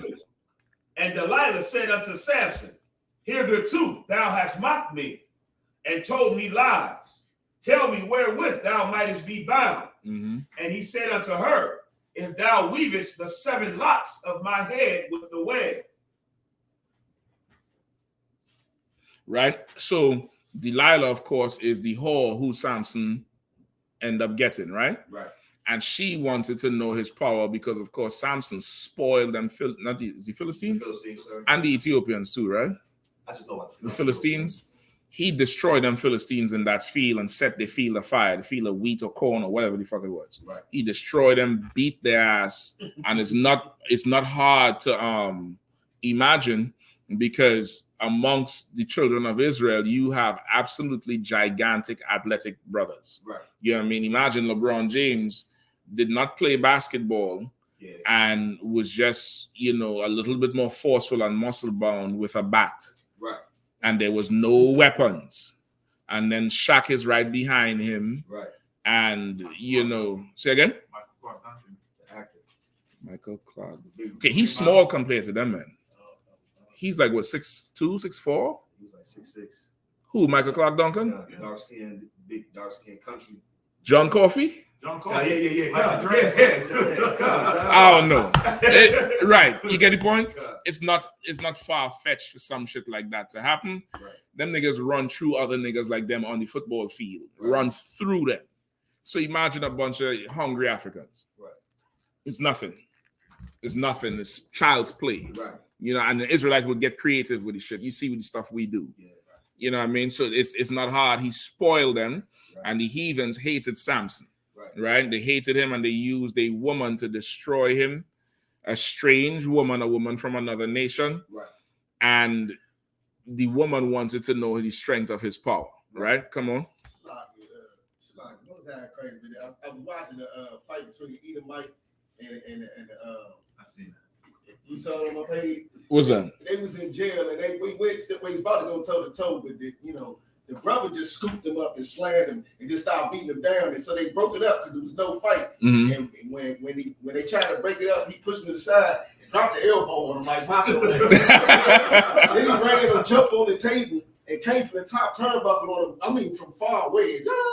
Boom! Just got creative on him, like he was saying. Yeah, it's and this is a time where there's no bullets, there's no guns. This is really hand to hand type shit. You might shoot an arrow or something or throw a spear, but a brother couldn't move from that shit. Right. So Samson spoiled them. They wanted revenge, and Samson sinned against the Lord, not by breaking the vow or ending the vow, but because he took this whore, right? Which is kind of spiritual in terms of, when I say not spiritual with Samson, but in terms of the dreadlocks, because you're going to attract whores. You're going to attract them, them horoscope, crystal worshiping, sage lighting bitches who believe in the book of Enoch. Right. Y'all see I can't let this shit go. Some ankh wearing idiot. Right? Some ankh wearing idiot. That's who's going to be attracted to you with them dreadlocks, right? You're not going to attract anything else, because it's dreadlocks is not the braids that Samson had. But he attracted a whore because he didn't want to stay with the righteous woman who the Lord wanted him to stay with. Right. You go in and gain a hairstyle that's not of the Lord, that you think is of the Lord. You're going, you're down here, you're in the same boat with the shit. So, of course, that's what we're into now. Okay, so read 16 and 13 again. Oh, God. Judges chapter 16, verse 13. And Delilah said unto Samson, hitherto thou hast mocked me and told me lies. Tell me wherewith thou mightest be bound. And he said unto her, if thou weavest the 7 locks of my head with the web. Right? If he say, listen, you got to weave the 7 locks of my head with the web. Right? That's letting you know one thing, like she's weaving it together like you weave a basket. Right. She was weaving his locks. Right. Read, give me locks in the Bible. In the Bible dictionary. This is the Blue Letter Bible. No, not that one. Okay. Bible dictionary. Bukwash. I got the Bible dictionary. Is the second meaning is they have in Numbers 6 and 5. No, don't give me the second meaning. Concept. Give it to me. Yeah. Concept. Give me the truth and all the truth. The truth, the whole truth, and nothing but the truth. That's in that book right there. You get the point? And that book is a Bible dictionary we use. It's the Zondervan Bible dictionary that we use, right? It's a dictionary with words. Is everything in there true? Yeah. Oh, I caught you all now. Caught you all now. Is everything in there true? Hell fucking no, everything in there is not true. Oh, okay, yeah. No, not everything in there is accurate and true. Right? There's things in there that's true, and then there's things in there that's not true. You get the point? Right. It's a Bible dictionary. It's a tool. Right. That none shall want a mate. This is something we use to look up words. That's just it. You get the point? In a dictionary today, the word nigger means what? Ignorant. Right. It's an offensive word. Is that true? Nah, lie. Exactly. In a dictionary 20 years ago, nigger means derivative of niger, black. Is that true? Yes. Okay. It's a dictionary. You get the point? Not everything in there is true, but this book I have here, it's all true. This Bible I have here, it's all true. Right. I'm not letting it go. Okay. Ever. It's like if I could. Go ahead. Just to go off that word nigga, Mike Tyson was about to knock a comedian out for saying he ain't a nigga. Oh yeah. Khan. I mean, he's about to go 80s Mike on him. Mike be one way 5 minutes and another way the next minute, because he don't got the truth. Right. I do. I'm not letting it go. Dumb bitch. It's a lot. Anyway, where we at? Concept. Mm-hmm. Locks in the Zondervan Bible Dictionary. A mechanical device for fastening a city gate or a door. A mechanical device for fastening a city gate and a door. You all know what a lock is. Everybody know what a lock looks like, right? Okay. Go ahead. The primitive locks used to fasten city gates consisted simply of heavy beams of wood, the ends of which were dropped into slots cut into the masonry of right. So they just describe any primitive locks, but everybody know what a lock looks like today. Yep.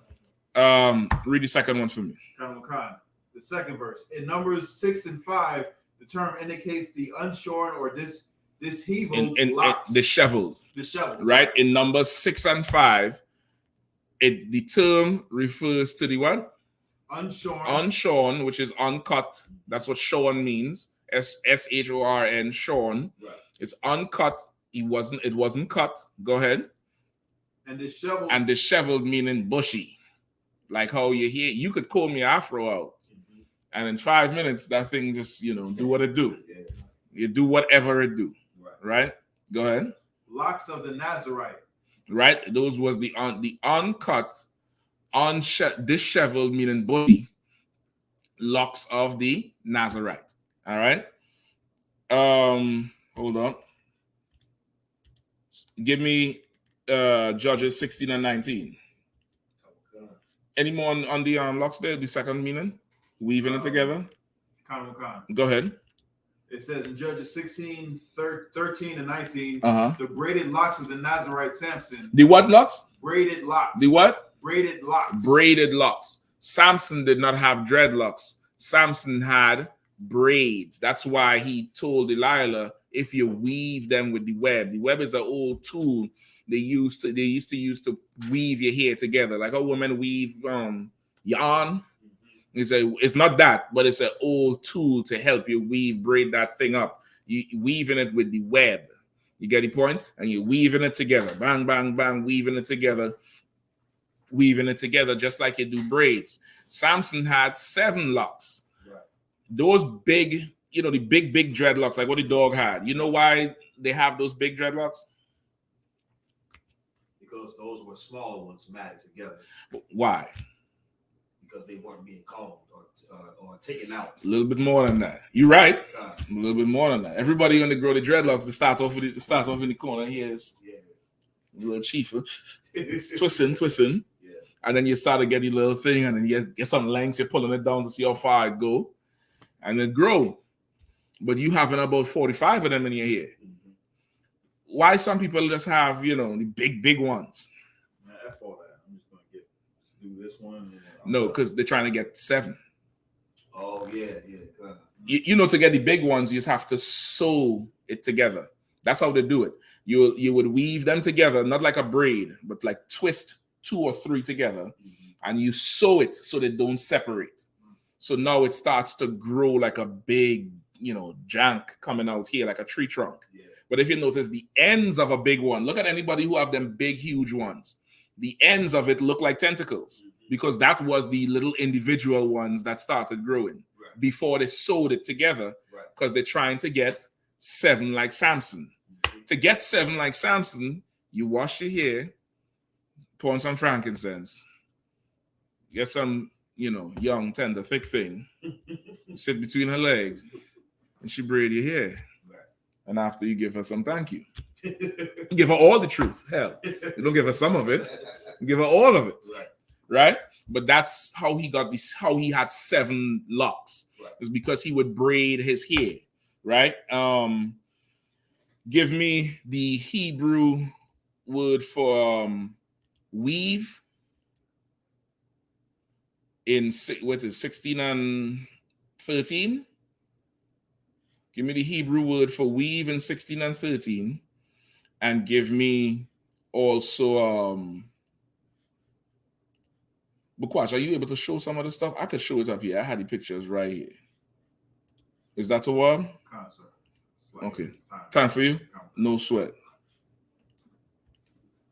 You watch out for Nancy, Nancy, if Nancy visits your house, you're gonna be in trouble. Right. All right, what's the Hebrew word for when he said unto her, if thou weavest? The Hebrew word, sir, is arab. Say it one more time. Arab. Arab, right? That's the Hebrew word. You're absolutely right. Let me see if I could pull it up for everybody to see. Bear with me one. Did that brother come on back? Pagaiwa? Okay, but he I know he wanted to say something. Pagaiwa, if you still want to say it, you could say it, all right?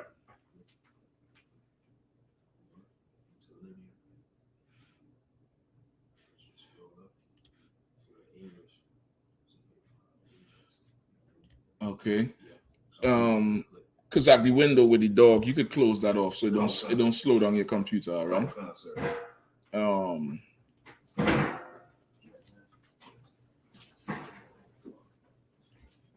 Let me see if I grab this for you. Hold on 1 second. Yeah, but since hey, you have your hat. See, because I got to look out for my niggas, man. I got to. All right, everybody able to see that? This is from Judges 16 and 13. The Hebrew word right there is arag, all right, or arag or arag, right? Which means to weavest, right? If thou weavest, or that's the root Hebrew word for weave, to weave together, right? Arag, and then we have the other one there. The web is not that's not what I want. I want the braid, the lock.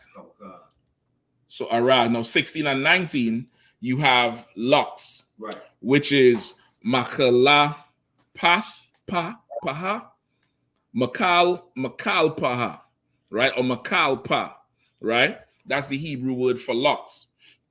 So now let's get what these words mean, right? Where's arag? Hold on, I'm supposed to have it right here, right? Arag, which is to weave together, right? Arag is a primitive word. It's a verb because it's a doing word.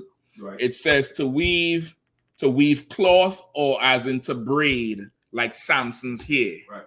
So the lock Samson had, or arag, was braids. It was braided hair. It wasn't anything else.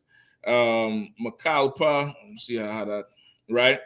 Makalapa, right, is a feminine noun from the root kalap or kalapa, which means braid, lock, or plait, as in of hair, like how you would plait your hair, plait it together. All right. So like that light kind of distracted me in the back of your foot.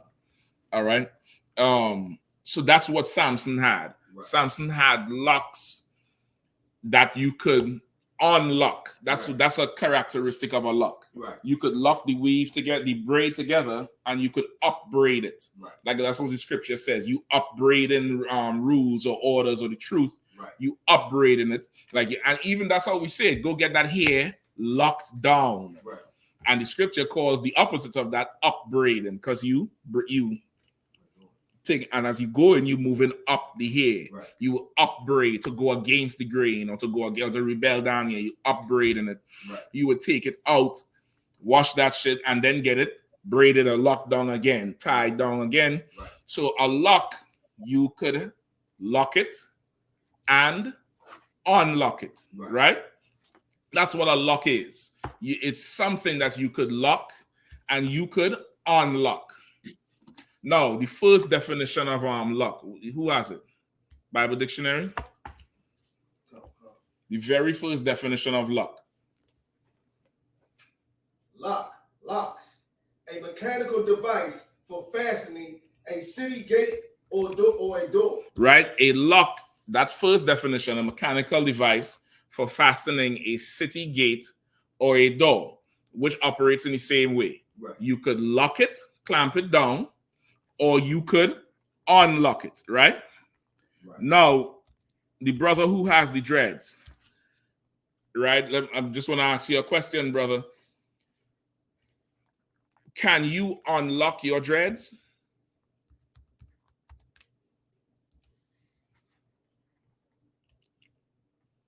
Brother with the dreads, or anybody who's ever had dreads before, can you unlock dreads?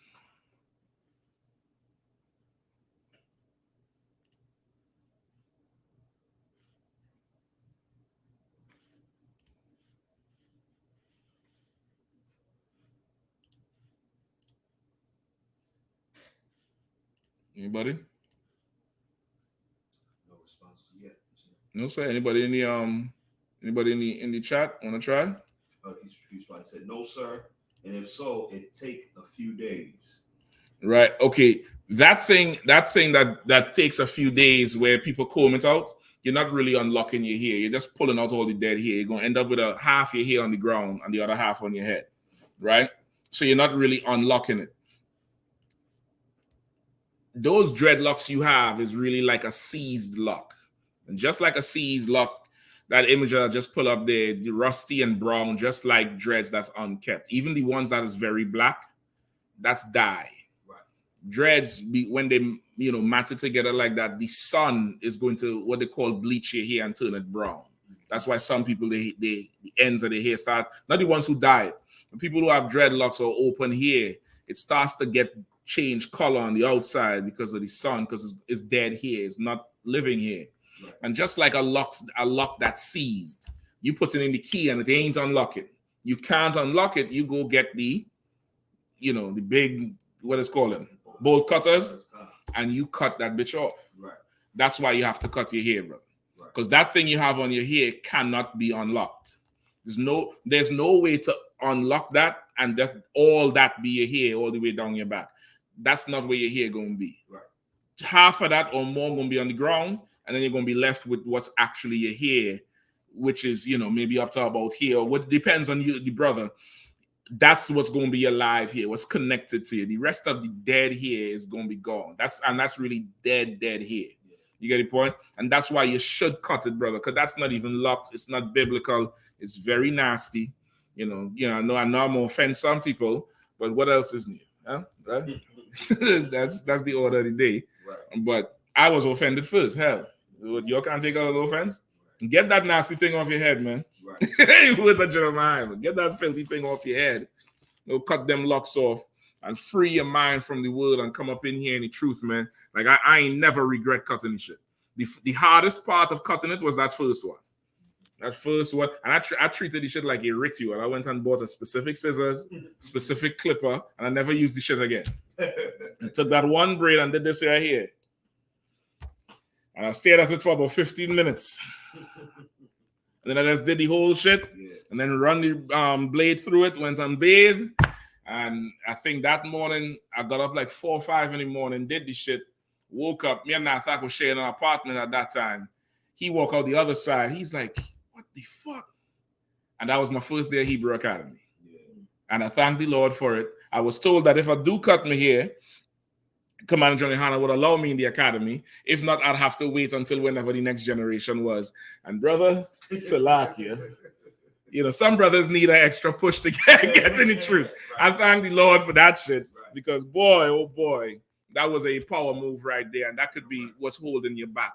That could definitely be what's holding you back. I would advise you to cut it, and cut it manfully. Don't cut it like, oh gosh, I can't do it. Don't try to save it. It ain't no sin. Some brothers, they don't want to go low and start fresh. So they don't want the bald head look or the low cut look. I get all of that. If that's what you want to do, that's fine. Me, cut that shit off like it's your fucking hand you're cutting off, man. Go in there and just wreck your hair. Just, do that shit. Shave that shit off. Look yourself in the mirror and be ready for the new person. You get the point? Don't sit in a chair and have somebody cut it because you too weak to cut the shit. Give me if that right hand offend, cut it off. You get the point? Of course, this scripture, of course, is definitely applicable for some sort of lust or some sort of hindrance. But I know how it could be with them dreadlocks. Them dreadlocks become damn near like your signature at a certain time in your life. Keep going on. Read it on for me. Still unlocked, right? No, give me the one I'm talking about. Matthew chapter 5, verse 30. And if thy right hand offend thee, cut it off and cast it from thee. Right? If it like you cut it, man. You cut that shit manfully. Go in front of the mirror, watch it, and wreck yourself, brother. Just do it. Right. Go in there and do it yourself and cut it yourself and bag that shit up, throw it in the trash. Clean it up, wash your head, and look at yourself and you did something. Right. Now you did something. That's a first, your first milestone that you could count for yourself. You're gonna have to cut other things off. Like you're gonna have to cut people off. You're gonna have to cut slaveries off. You're gonna have to cut a ton of things off, brother. Might as well start with them dreads, brother. Right. Man, listen, I was like, man, this was 9 years of my life right here. I mean, shit, if I could cut that off, I could go to camp. Yeah. I could sign up and say the white man's the devil. I could fast for Day of Atonement. Right. I could do whatever because I was so attached to this thing. I thank the Lord for that test as a young man. To me, it's nothing now. But brother, at that time, you could ask Jeremiah, like, I damn near fainted the first time I heard it. I thought this was black. And Christ is black, and we all black. And they for sure, I'm going to be rocking them dreads. And my dreads going to get bigger because I serve in the Lord. Now, you got to cut that shit off. What? Yeah, I lost this. I nearly gave up the ghost. Go ahead. In the world, when I first learned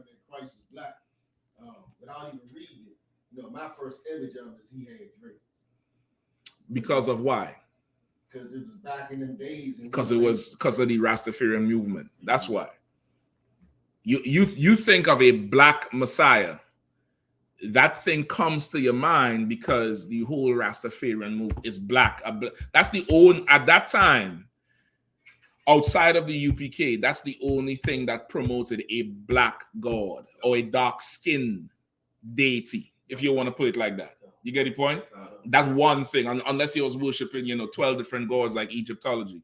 But that was that one thing that was, it was identified like that. They get it because of the Rastafarian movement. That's why they get the thing. And of course, Haile Selassie never had no damn dreads. Right. Anyway, you get the point? So that's it. Okay, on to Nancy. All right. I hope that answered the brother question. Let me know if he doesn't get it. Okay, he said yes, sir. Most likely. Man, cut that thing, man. Post some pictures and get up in the class. What city he's in? Louisville, sir. Louisville in Kentucky? Okay, sir. Who is Louisville?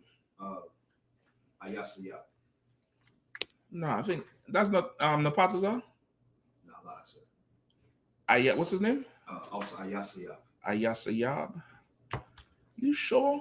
No, Louisville is Hamakubath and them. Yeah, also Hamakubath. Officer Hamakubath, I think Tarap. A few good brothers out there, man. It sounds like it might be Napataza zone or Kapash zone. You make sure and get up in there, man.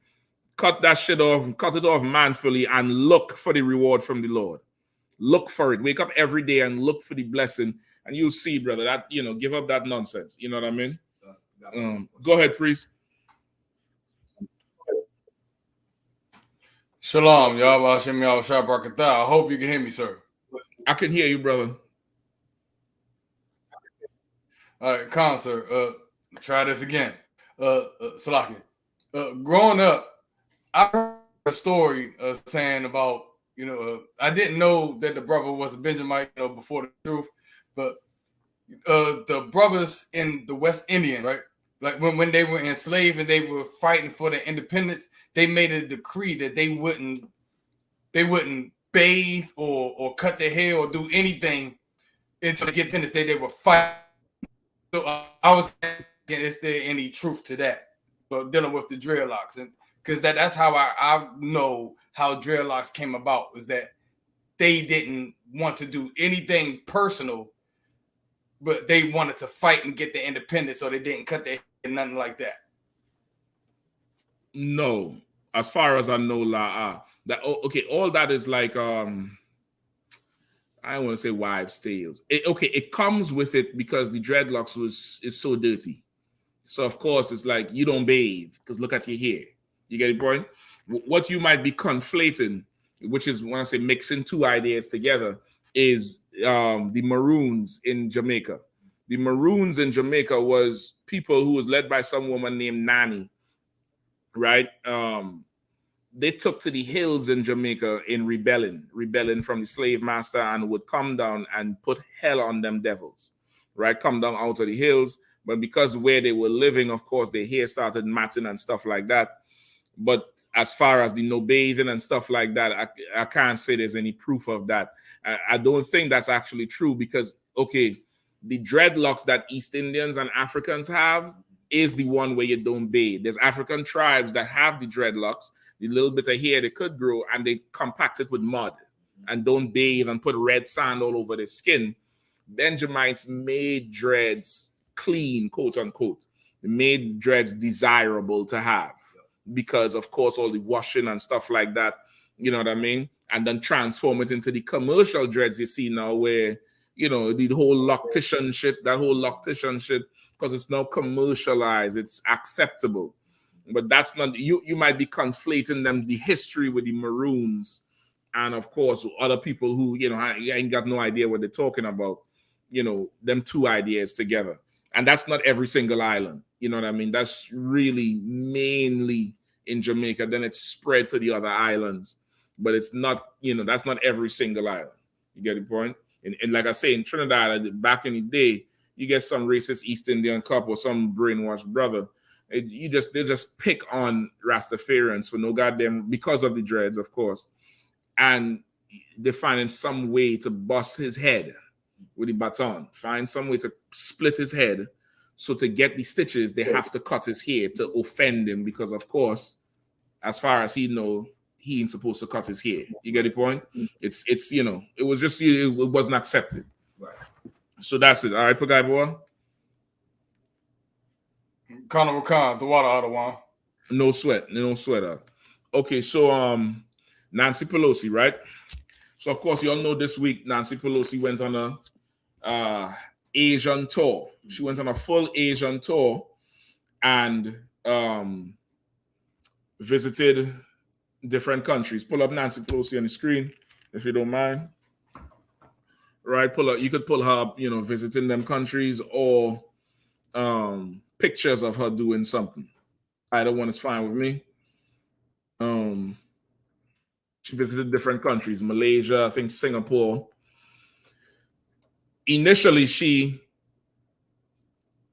was told not to do it. By the Biden administration did not support her in doing this Asian tour, right? But of course, Nancy Pelosi, with her being so, one of the most powerful people in American politics, she's the second in line, Salakia, to become president should something happen to Joe Biden, right? The first replacement would be Kamala Harris.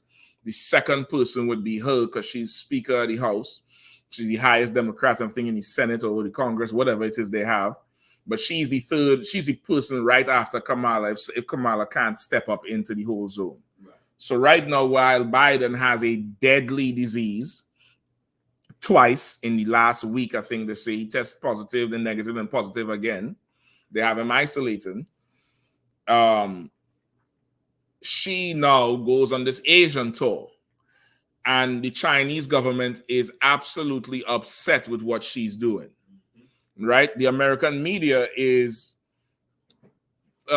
portraying it or postulating it as, she's doing nothing different to what any other politician has done in the past. Right. You've heard of politicians doing what? Going on tours of the Middle East, going on tours of the, hey, congratulations, man. Clap it up, man. Go ahead. Y'all decided to grace us with your presence tonight. Goddamn. So, of course, they mad because of these politicians. Levi in the house. Go ahead, Levi. I feel you. I hear you, brother. You have to that. You know what I mean? Go ahead, see you have some amount of time. Show me your side. Sis, how you doing? All right, most side Christ out. Most side Christ. Right? So they're mad now because politicians don't, they're saying because she's come to that region, it could cause more instability in that region. Right. Now, of course, the media is trying to say what she did was nothing crazy, nothing bad. Why? Because politicians goes on tours all the time. That's a lie, right? Nancy Pelosi is extremely powerful. She's an extremely powerful woman in America. Her going to your country means a whole lot, an absolute whole lot. It's not a light thing. In addition to that, look up for me the last time America's House Speaker visited China or any Chinese region. And look up the name of the person and look and tell me the last time it happened.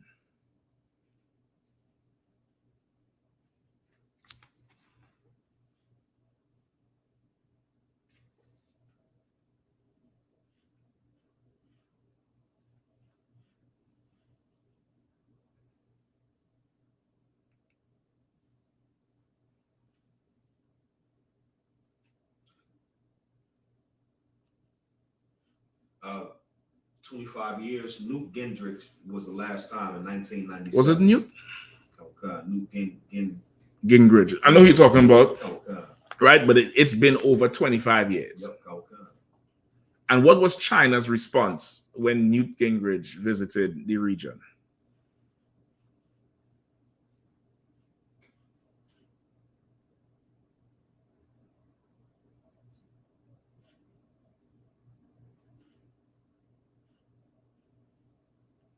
Is it in the article?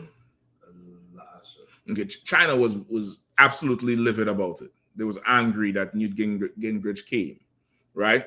Okay, yes. Go ahead. It says, like it says,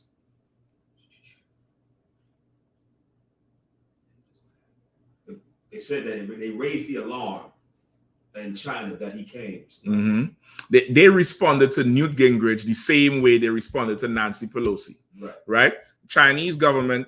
What's the leader of China name? Jinping, whatever. Xi something, right?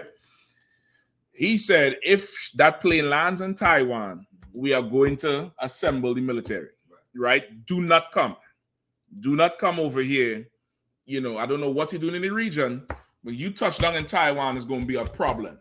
That's what they said. They said, we don't want you here. And this is because anybody knows why that is. Come on. Taiwan is okay. There's a deal that they had that Taiwan is supposed to be Chinese territory again in 50 years.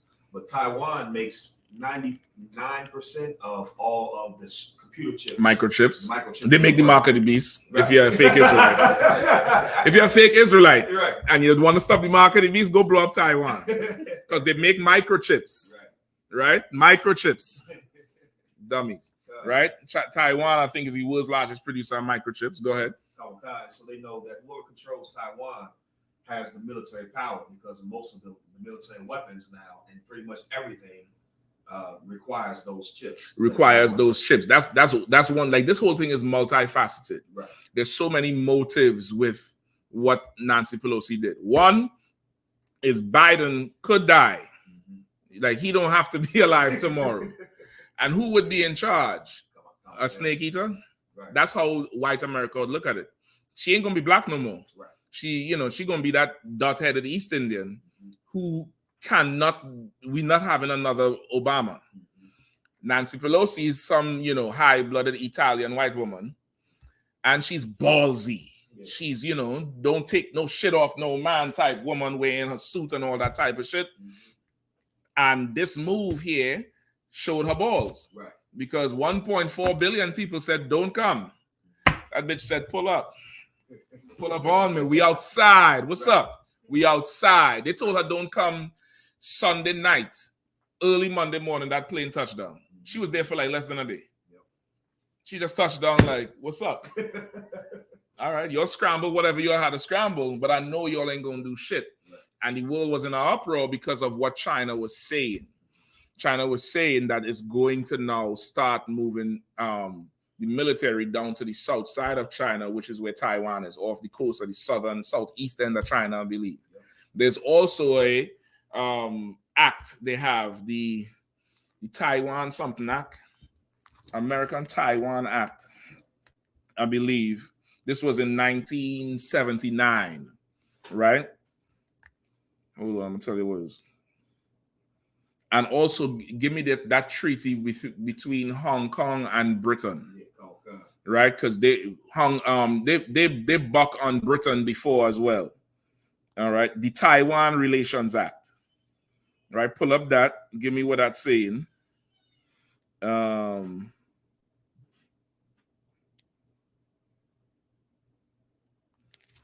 me see if I could give you some of what these what was the name of the Taiwan Relations Act. Okay. Give me the other one with Hong Kong and Britain. I got that one, sir. The other one, what's the name of that one? The Sino-British Joint Declaration. The Sino-British Joint Declaration. Okay. There was a statement made by Chinese ambassador to Britain a few years ago. Which one do you have? Same one, sir. What are you holding? The Taiwan Relation Act. You want to run with it? Give me that one. Taiwan Relation Act. Mm-hmm. Because look up that quote. Brother, it was a full-on threat he gave to Britain. It was an ambassador to Britain, and it was about that same treaty that in 50 years, look, I believe Taiwan and some of them other countries was actual British colonies. Right. Part of China was under British control as well, and it was supposed to be in 50 years Britain would return the shit. Yep. Britain was trying not to return the shit. And that ambassador came out and said, listen, if you all don't do, find it for me, because I want his words. I forgot the exact words he said. Go ahead. The Taiwan Relations Act, TRA, enacted April 10, 1979, is an act of the United States Congress since the formal recognition of the People's Republic of China. Mhm. The act has defined the official, substantial, but non-diplomatic relations between the USA and Taiwan. Right. So really, it's a almost like not a peace treaty, but it's like a agree to disagree, right? America is Democrat, Chinese is communist, right? That's where it first comes. Come on. If I may, sir, the long title, it says, an act to help maintain peace, Mhm. security, and stability in the Western Pacific and promote the foreign policy of the United States by authorizing the continuation of commercial, cultural, and other relations between the people of the United States And Taiwan. and the people of Taiwan, and for other purposes. Now, economic, cultural, Commercial. and commercial. Now, you know what cultural is, right? White Jesus. This is cultural. Yeah. This is what cultural is. China doesn't believe in this shit. Right. China is for most part, a homogeneous nation. They worship their Buddha. They're very closed off. They are sovereign, not them Moorish American and 5% ass talking about you're a sovereign nation. Them niggas are sovereign. They separate and don't want no outside influence. America coming down there with the whole mark of the beast for their ass. Cultural ties, financial ties, or not, they could cut you off. Right. Taiwan used to be part of the empire. And in a deal, much like Ukraine was with Russia, Taiwan was allowed to break away and become quote unquote democratic. Not fully, but it's like, we'll allow you to be democratic, but you still had to abide by some of our rules because you're so goddamn close. The democracy is America's invitation to come in and support you. In that same act, it talks about supplying them with weapons. Read down some more. See if you could find that part where it talks about supplying Taiwan with weapons if needed. All right, let me see if I could give you something here. Hold up.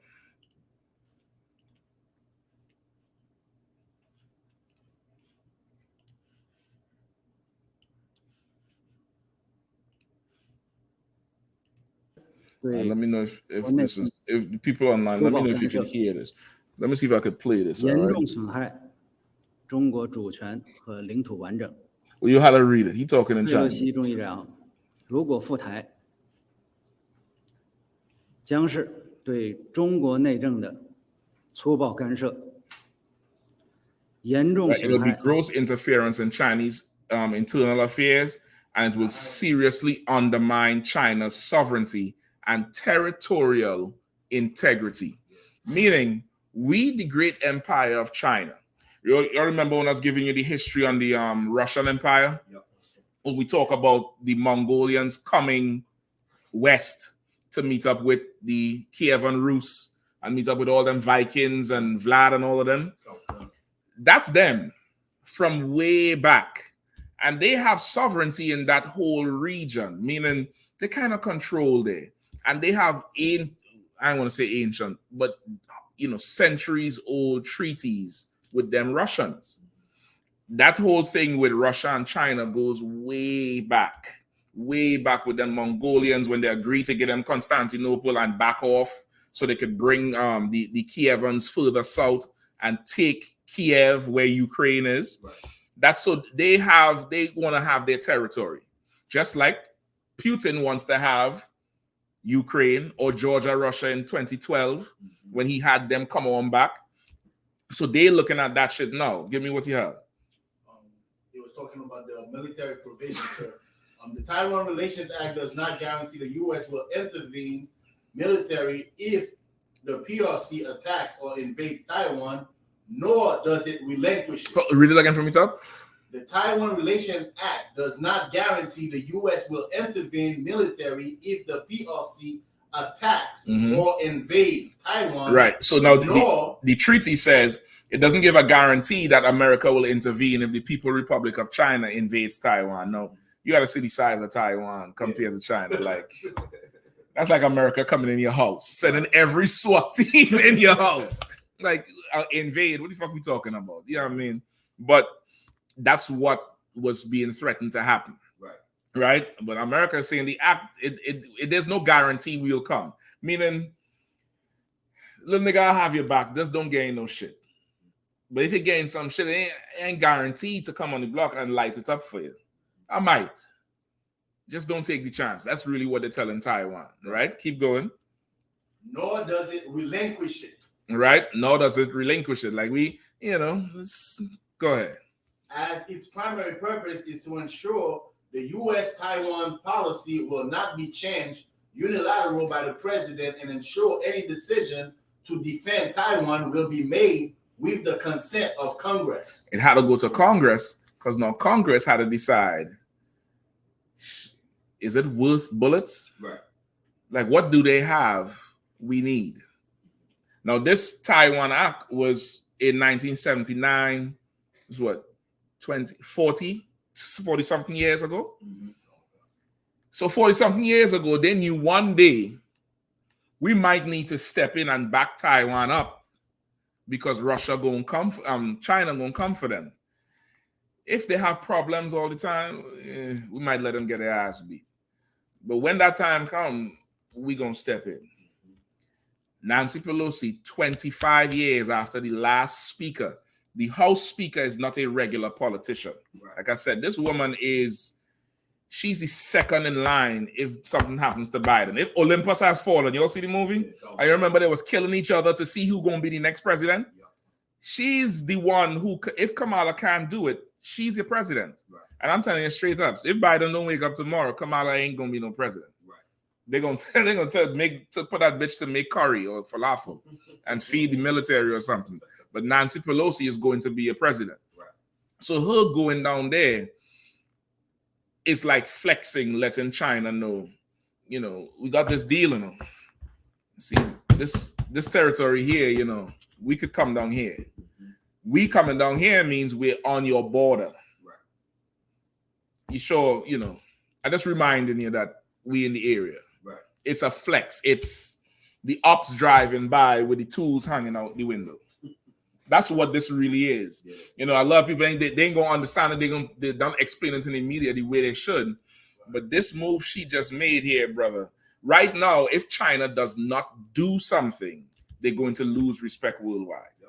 They're going because they talk all the big talk. If you come here, we're gonna build the military, we're gonna fly the planes. Right now, China is conducting live round military exercises around Taiwan.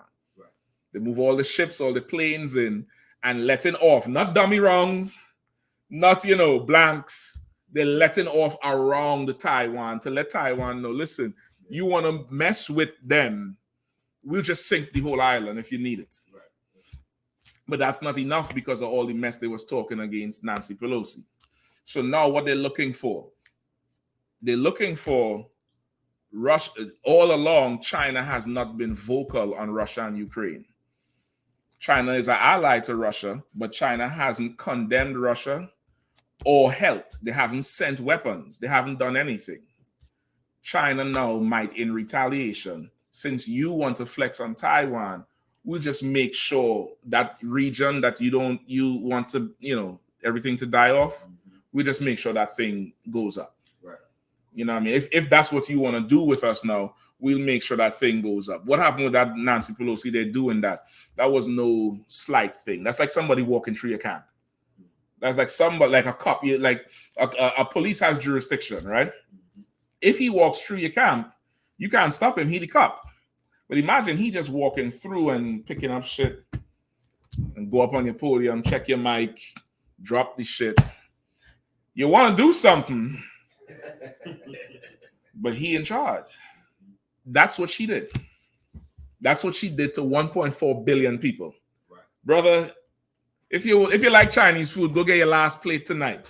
Them niggas is getting ready to go to war. You got the other one, the speech. Let me see what. Yeah, let me get a little bit 中 more 国 what 主 he's saying. 权 Hold on. 和领土完整， The territorial 肆 integrity. 意 I'm gonna come 践 to 踏 you, 一 Levi. 个 Hold 中国 on. 原则， To 严重 wantonly trample on the one China principle. That sounds the same as Putin with one Russia, Mother Russia. We fighting an old battle. Right. You know what I mean? Hold on. You have some chapter in class now. I'll give you a call back. Yeah, I'm in class now. I'll give you a call back. You have some chapter.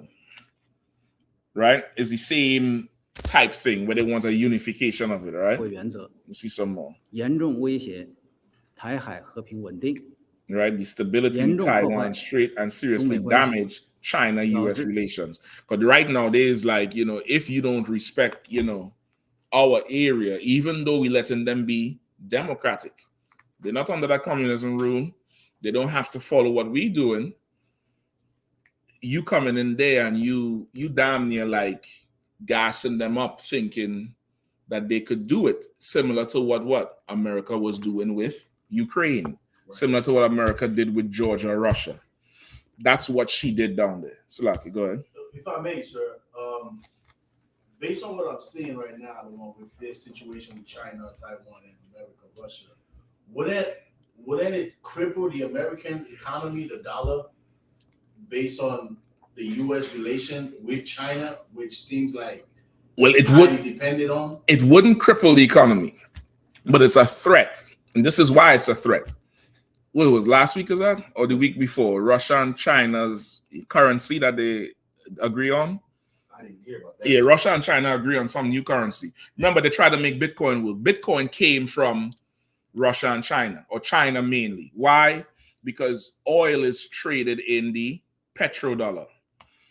In order to buy oil, you have to change your country's currency to US first, then take the US and buy the oil. Right. So in essence, the American dollar is a commodity like oil. It's a resource. Right. It trades. That's why America has the license to print money. There's I forget the act or the treaty they signed in the 60s for it, right? So now because of that, America can print money and have a ton of money, and the money is always relevant, right? And no matter the price of oil, America is fairly stable because it's their money being used. Russia and China have long been trying to come up against the petrodollar, long, and that's what Bitcoin was initially supposed to do. Bitcoin was supposed to be the way of the future of currency to cut America out. That didn't work. So now they're trying to do their own thing to cut America out of controlling the world economy, through the petrodollar. So that's really where it coming from with what you're saying. Not that it's directly going to be a threat, but they want to do it. So now America has to make sure these places have turmoil. So Ukraine want to be democratic? Yeah, hell yeah. We'll send some soldiers. We'll give some money. We'll give some aid. Georgia, Russia? Yeah, we'll do it. Oh, China, you flexing?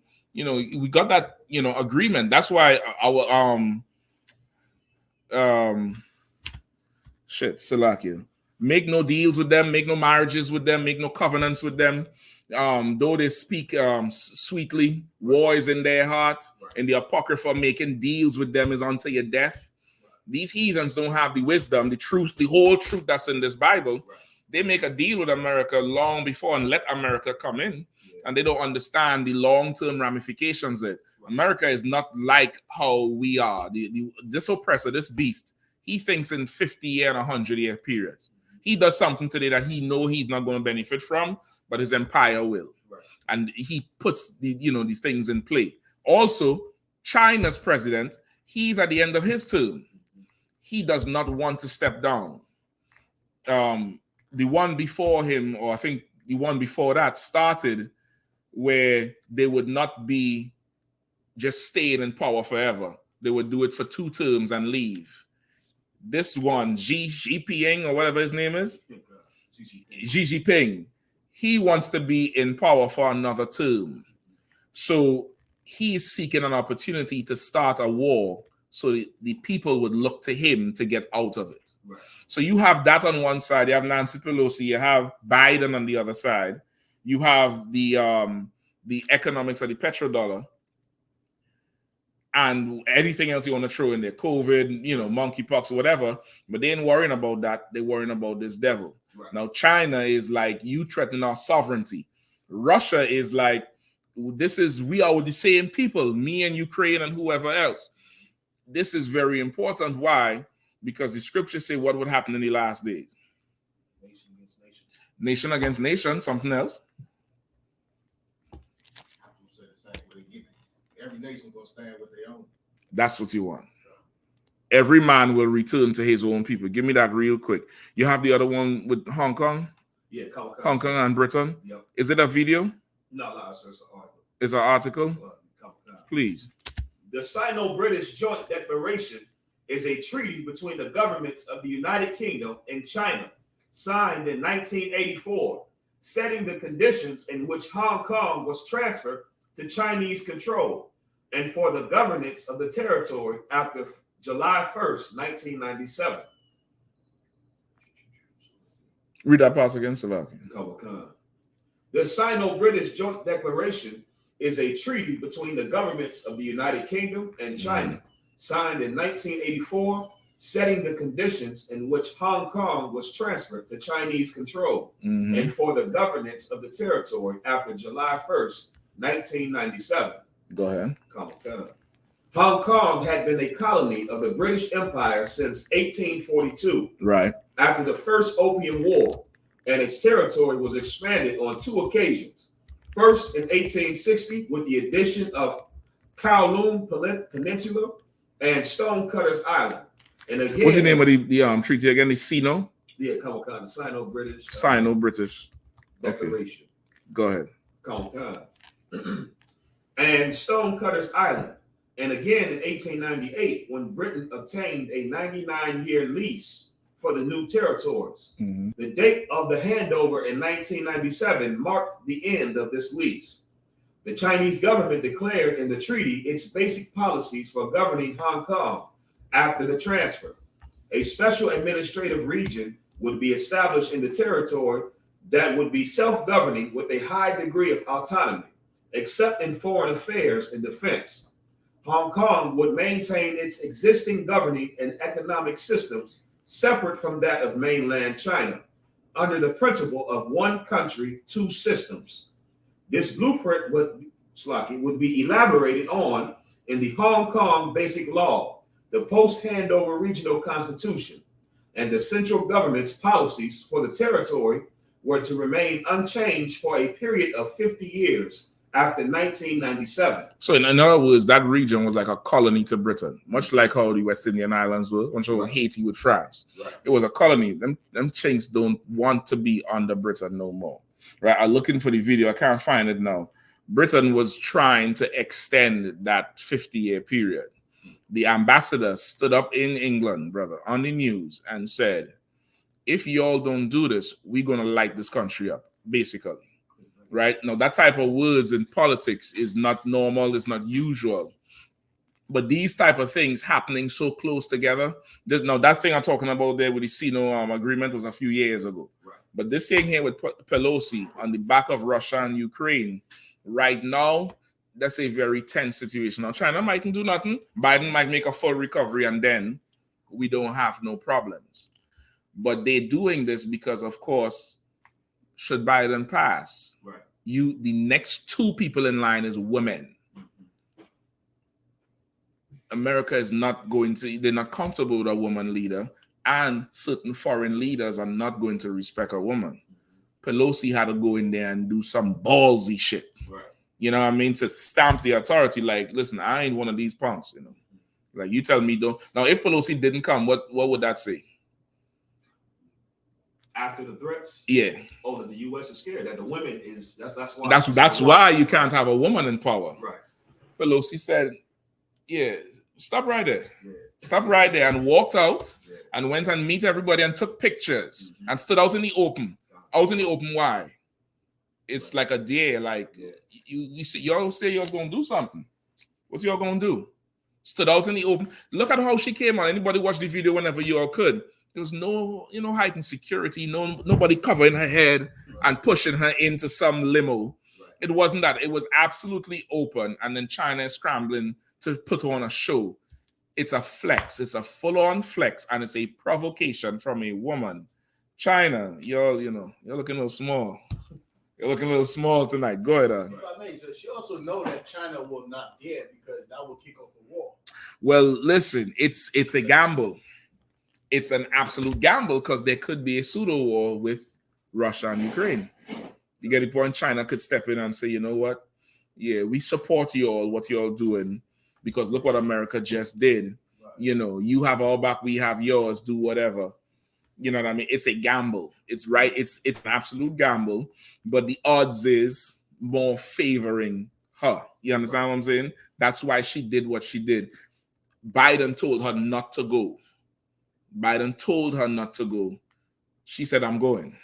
And that's why the Biden administration turned and supported her. But in the beginning, Biden told her, don't even go on the tour. Right. It's not normal for the speaker to go on the tour. You could look it up. When was the last time she went anywhere to? And this wasn't representing America. This wasn't even an official thing. Like, right. It wasn't that. It was just her, like down here going and going down to, like how you come to DC today. Just you just coming down on business. You just coming through. This wasn't like an official thing, like how Biden went to Saudi Arabia the other day. It wasn't like that. This was her coming through, but somebody of her rank coming through there is a threat. It's a huge threat. When you really understand the politics of this oppressor, you realize the Crips and the Bloods is not gangsters. So, and don't mean that in a disrespectful way for a brother who pledges life to that. I understand it. That's your brothers, that's your organization, that's your family. Crips and the Bloods and the Gangster Disciples, they're not gangsters. These niggas here is straight up and down gangsters. Right. Straight up and down. We can't even begin to be in their shoes or have the power they have or do the things they do to just violate somebody. Right. There's certain things you just ain't going to do to each other. Right. They don't give a damn about it. Give me the scripture I want. I think I'm probably close there. I wanted to get that quote from the ambassador to Britain, boy. You want the one in Jeremiah or Isaiah? I think it's in Isaiah. What Jeremiah say? Hold the one in Isaiah. I think it's Isaiah 1. But let me hear what Jeremiah is saying. Jeremiah 50 and 16. Cut off the sword from Babylon and hand that handle the sickle in the time of harvest. For fear of the oppressing sword, they shall turn everyone to his people. I'll take that one too. For fear of the oppressing sword. Cut off the sower from where? From Babylon. Yeah, she is a sower. That one there is the sower from Babylon. You know what I mean? And for fear of the oppressor. They ain't fear COVID. They ain't think she gonna come and bring monkeypox over there to their sovereign nation. You know what I mean? They ain't scared since they're so closed off. They're not scared of her bringing a disease over. Right. They're scared of that cultural thing. They're scared of this. They're scared of that thing America did that turned blacks, Hispanics, and Native Indians into nothing. They don't want that nowhere near them. Not on their shores, not on their borders, not in their region. And they're ready to go to war over the thing. They don't even want that woman near them. Some of you brothers would put that woman in your bed. Chinese man don't even want her outside. What you coming here for? Because they fear what comes with her. And having her so close to them is a problem. So they're turning everyone to his own. What they're doing is absolutely biblical. China pressing Taiwan is biblical. Russia pressing Ukraine and Georgia, Russia. It's biblical. Why the hell you ain't pressing together? Why you ain't trying to join, so-called Negro trying to join the so-called Mexican, or the so-called Haitian trying to join the so-called Dominican, or the West Indian trying to join whoever, the South Americans. You get the point? Like, we need to press together because they go into war to unite. Right. You understand? Like, they ain't going to war. Like, Putin don't want to kill Ukrainians. He wants to bring them under him. It's power. You understand? They don't want to blow up Taiwan. They want to bring Taiwan under them. Right. It's about power. You get the point? Give me the other one. The book of Isaiah, chapter 13, verse 14. And it shall be as the chased roe, and as a sheep that no man taketh up. Right, a chased roe.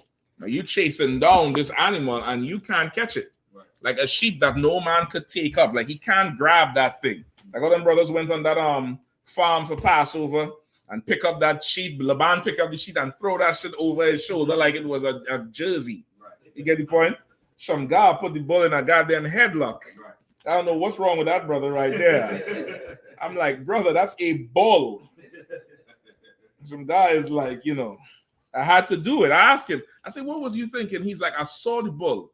The bull looked at me, and then I know I had to do it. I was like, this. It's like, your young brother's different, boy. Like, that's a bull arc, you know. We ate him, though, so. We ate that nigga, so it's all to wild. Right. You get the point? Like a chase row on a sheep that no man take it up. Go ahead. They shall every man turn to his own people. Right? Then shall every man turn to his own people. That's what's going on with the heathens. Any more? Come. Please. And flee everyone into his own land. And flee everyone into his own land. Like them time when these think joining with America is, you know, it's once again, rebellion is as you said on witchcraft, even amongst the heathens. Right. They're rebelling against their own people, not understanding prophecy, not understanding real power, not understanding what they need to do. There's going to come a time they're going to want to be Chinese and Buddha be praised. That time is coming. They're going to want to be under the umbrella of Xi Jinping. Yeah. And they're going to come a time them Ukrainians going to want to be under the umbrella of Putin. It's coming. But for now, they don't understand it. Right. They really don't understand it. Y'all keep watching that news, man. Anymore? We good to go? All right. With that, pass the class over to Priest and Officer Shapat.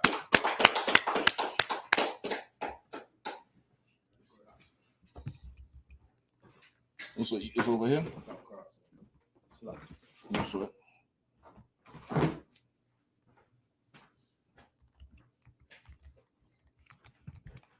I.S.U.P.K security announcements. We're the I.S.U.P.K out of 1 West 125th Street, Harlem, New York, and the Commander General Yahanna. New rules for brothers and sisters. When a new brother or sister comes to the school, they are off limits for 6 months. They are here to be saluted only. They're here to share themselves with the world. After 6 months, if a brother or sister has an interest in a particular person, he or she must get permission from the head to speak to a brother or sister. There is another 6 months in which the brother or sister will court each other. After this 6-month period, the brother or sister will get permission from the head to marry. Tithes, which is a commandment. You can find this in the book of Numbers, chapter 18, verse 21, and the book of Malachi, chapter 3, verse 8 through 10. It means 10th in Hebrew, and it's pronounced ma'isha. 10% of every penny of any increase the Lord gives you, give it to the treasury department or teacher.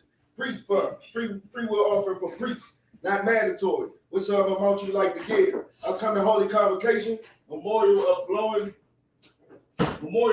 of trumpets, first day of the 7th month, Sunday the 25th September 2022. You can find this in the book of Leviticus, chapter 23, verse 24 through 25. Upcoming remind Akim and Akwakim to check on social media such as ISUPK.com, Facebook, Twitter, YouTube, and so on for I.S.U.P.K events and materials. If a brother wants to be a trooper in the school, you should start wearing all black, which includes black boots, black shirts, black pants, black headband, and scarf. And with that, I say Amayim, which means to stand. We'll give a courtesy salute to the teacher. Men of Israel, Amayim Shabbat, Amayim, Barak, Yahanna, Shabbat, Yahanna, Yahanna, Saw, which means to turn. Sisters, you may stand. Amayim. Men of Israel, we're going to give a courtesy salute to the sisters. Men of Israel, Amayim Shabbat, Amayim, Barak, Yahanna, Yahanna, Yahanna, class dismissed.